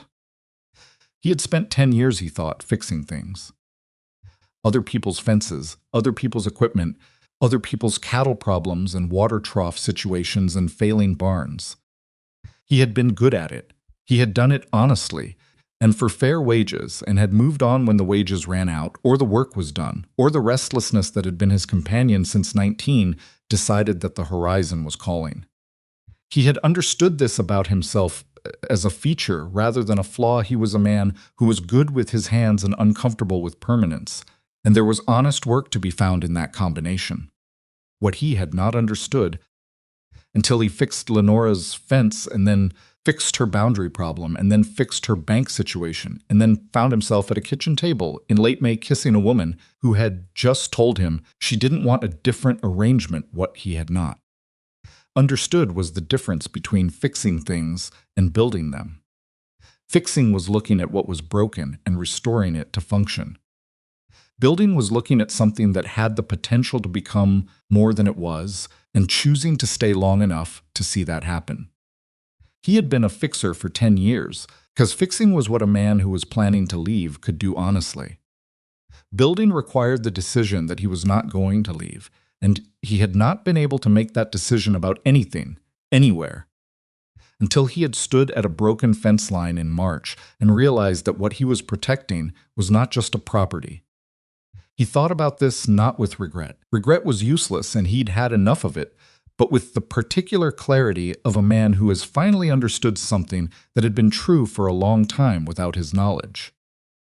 He told some of this to Lenora on a January evening when the wind was doing something emphatic to the north side of the house, and they were at the table with the accounts, as they often were. Not all of it, not the full philosophical version he'd worked out in his own head, because that version required more interior narration than was natural out loud. But the core of it, "I've been thinking," he said, "about the difference between work and a place." She looked up from the ledger. "I spent 10 years doing work. Good work, mostly, but it was always somewhere else's work. Somewhere else's problem. And now it's mine. The fence problem, the water trough, the eastern boundary." He looked at his hands on the table. "You," she held his gaze for a moment, that last item on the list. The most important one. She was quiet. Not the controlled quiet, not the medged quiet of someone handling information carefully, a simpler quiet. The kind that exists between two people when something true has been said and acknowledged and doesn't need to be built on immediately. "You're not a fixer anymore," she said. It wasn't a question. "I think I'm something else now, still learning what to call it." "Partner," she said, simply, like it was obvious, which it was. He nodded. She looked back at the ledger, then she looked back at him. "I have a proposal," she said. He raised an eyebrow. "The original terms of the arrangement need to be renegotiated." She said this with the precise directness she brought to every transactional conversation, but her expression had the particular quality it had learned to have with him underneath the precision, something that was not precision at all. Not the wages, not the share of the operation. Those are workable, as stated. A pause. The marriage. The terms of the marriage were practical. A legal agreement for specific purposes, with provisions for dissolution. She looked at him. "I'd like to renegotiate the terms. What terms do you want? No provisions for dissolution. He was quiet for a moment. No expiration, she continued. No contingency arrangements. No, she stopped. Something moved across her face that was not the composure and not the almost smile, but something more open than either. I want the real version, whatever this is. Permanent. Silas looked at her, at the woman who had opened a door in March and stood in it like she'd been built for standing ground. At the woman who kept accounts of everything and said too little about non-operational things and built her projections conservatively and fixed the water trough herself when the pipe came in and drove a marker stake into the southern boundary line on a morning he hadn't been there to see it. At the person, imperfect and specific and entirely real, who had looked at him with increasing accuracy over 9 months and had not been frightened by what she found. The terms are acceptable, he said. She made the near smile. And then, because she was Lenora, she picked up her pencil and wrote something in the ledger, which he was close enough to read upside down. Arrangement revised terms permanent. Both parties agreed. He laughed, an actual laugh which surprised him slightly in its own arrival. She looked up. The ledger should reflect actual conditions. I know, it's how I've always operated. I know that too. Spring came again, the second spring on the Vance ranch, which was the first spring that was entirely something else, not a crisis being managed, not a boundary being defended, not a banknote being anxiously current. The cattle came through the winter in better condition than the previous year. The eastern pasture showed the full result of the rotation Silas had established in April.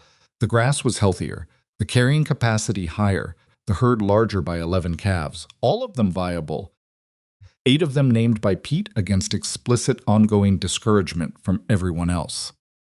Garrett mentioned in April that his cousin was looking for work and asked if there was space. There was.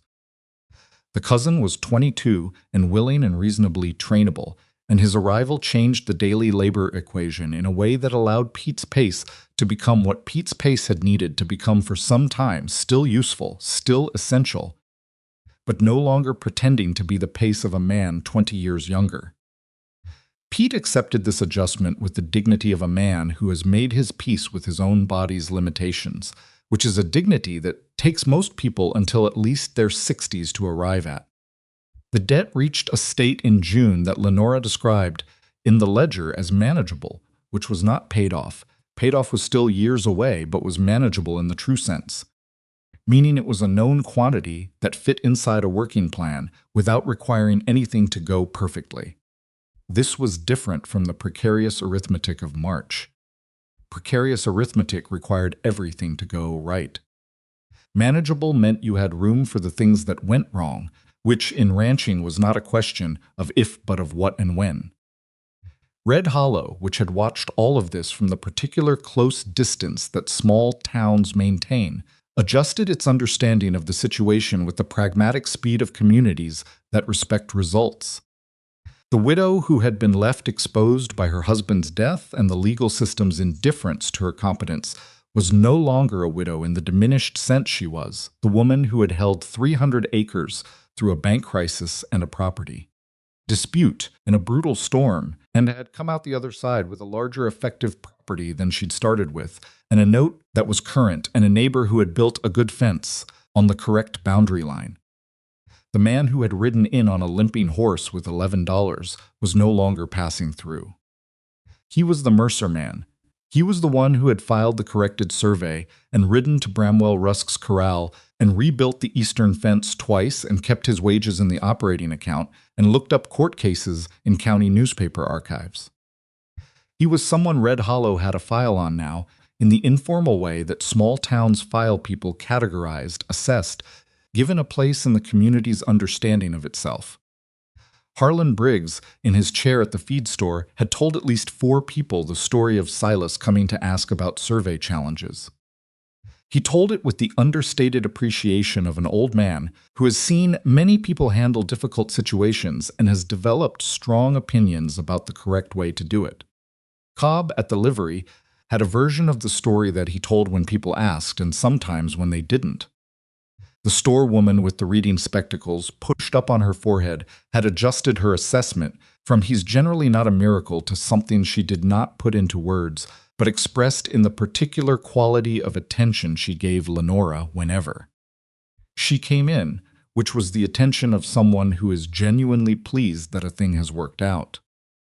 On a May morning of that second spring, Silas was at the eastern boundary when he heard horses behind him and turned to find Lenora coming across the pasture on her mare, moving with the easy seat of someone who has been riding, since before she was old enough to be told not to. She pulled up beside him at the fence line, and they both looked at the land, their land, all of it, 40 acres more than the deed had once said in the early morning light. "The grass on the corrected section," she said. "Better than last year." "I can see that." She was quiet for a moment.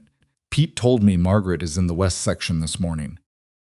"He tells everyone where Margaret is every morning." "He told me she looked particularly well. He always thinks she looks particularly well." "This time I think he's right." She looked at the fence. The posts Silas had driven and driven again and driven one final time until they were correct. "I've been thinking about expanding the herd. How much?" 20 head. If the spring pricing holds." She looked at him. "What do you think?" It was the question she had never asked Marcus about the water trough. It was the question she had learned, slowly and without announcement, to ask the person beside her, not because she needed permission, not because she couldn't decide alone, but because asking was not the same as needing. And the difference between those two things was something she had finally found safe enough to live inside. "I think the eastern pasture can support it under the current rotation," he said. "The water agreement with Rusk gives us the creek access we'd need if we push the capacity further." "That's what I thought. Then 20 head is right." She nodded. Neither of them moved for a moment, just looking at the land in the morning light. There was nothing left to fight about. That was not the same as nothing left to do. There was always something left to do, and the list on the kitchen table was not empty and probably never would be, because a working ranch and a real life do not produce empty lists. But the fighting was done. The boundary was settled. The bank was manageable. The neighbor had built his fence on the right line. The storms had passed, and the preparation for the next one was better than it had been. Silas thought, standing at the eastern fence in the May morning, about a man who had spent 10 years moving from horizon to horizon with $11 and a limping horse, and he thought about what it had required to make him stop. It had required a woman who stood in her own doorway like the ground itself. It had required an impossible proposition accepted in 45 minutes in a barn. It had required fence posts and survey documents, and a very cold night in April, and 2 fingers that still remembered the cold differently than the rest of his hand. It had required a kitchen table, and a ledger and conversations that were about cattle and also about everything else. It had required 9 months of accumulation, not the dramatic arrival of something large, but the slow building of something true. And it had required, finally, the understanding that home was not a place you found. It was a thing you built, piece by piece, with your hands and your choices, and the person beside you, until one morning you looked up and the building was already there, and you were already inside it, and there was no remaining question about whether you belonged. Lenora's mare shifted beside him. She reached over and corrected it with a small automatic movement, the kind of thing you do with a horse you've ridden for years, without thought, with the ease of total familiarity. He watched her hand on the rein, her hand that had held his between hers and the cold, to bring it back. "Ready?" she said. "Yes," he said. They rode back toward the farmhouse together, across the land that was theirs not equally divided, not in the sense of a legal document's arithmetic, but in the more complete sense of 2 people who have decided that theirs is the right word and do not require further paperwork to confirm it. Behind them, the eastern fence stood in the spring light where Silas had built it to stand. The cattle grazed behind it, unhurried.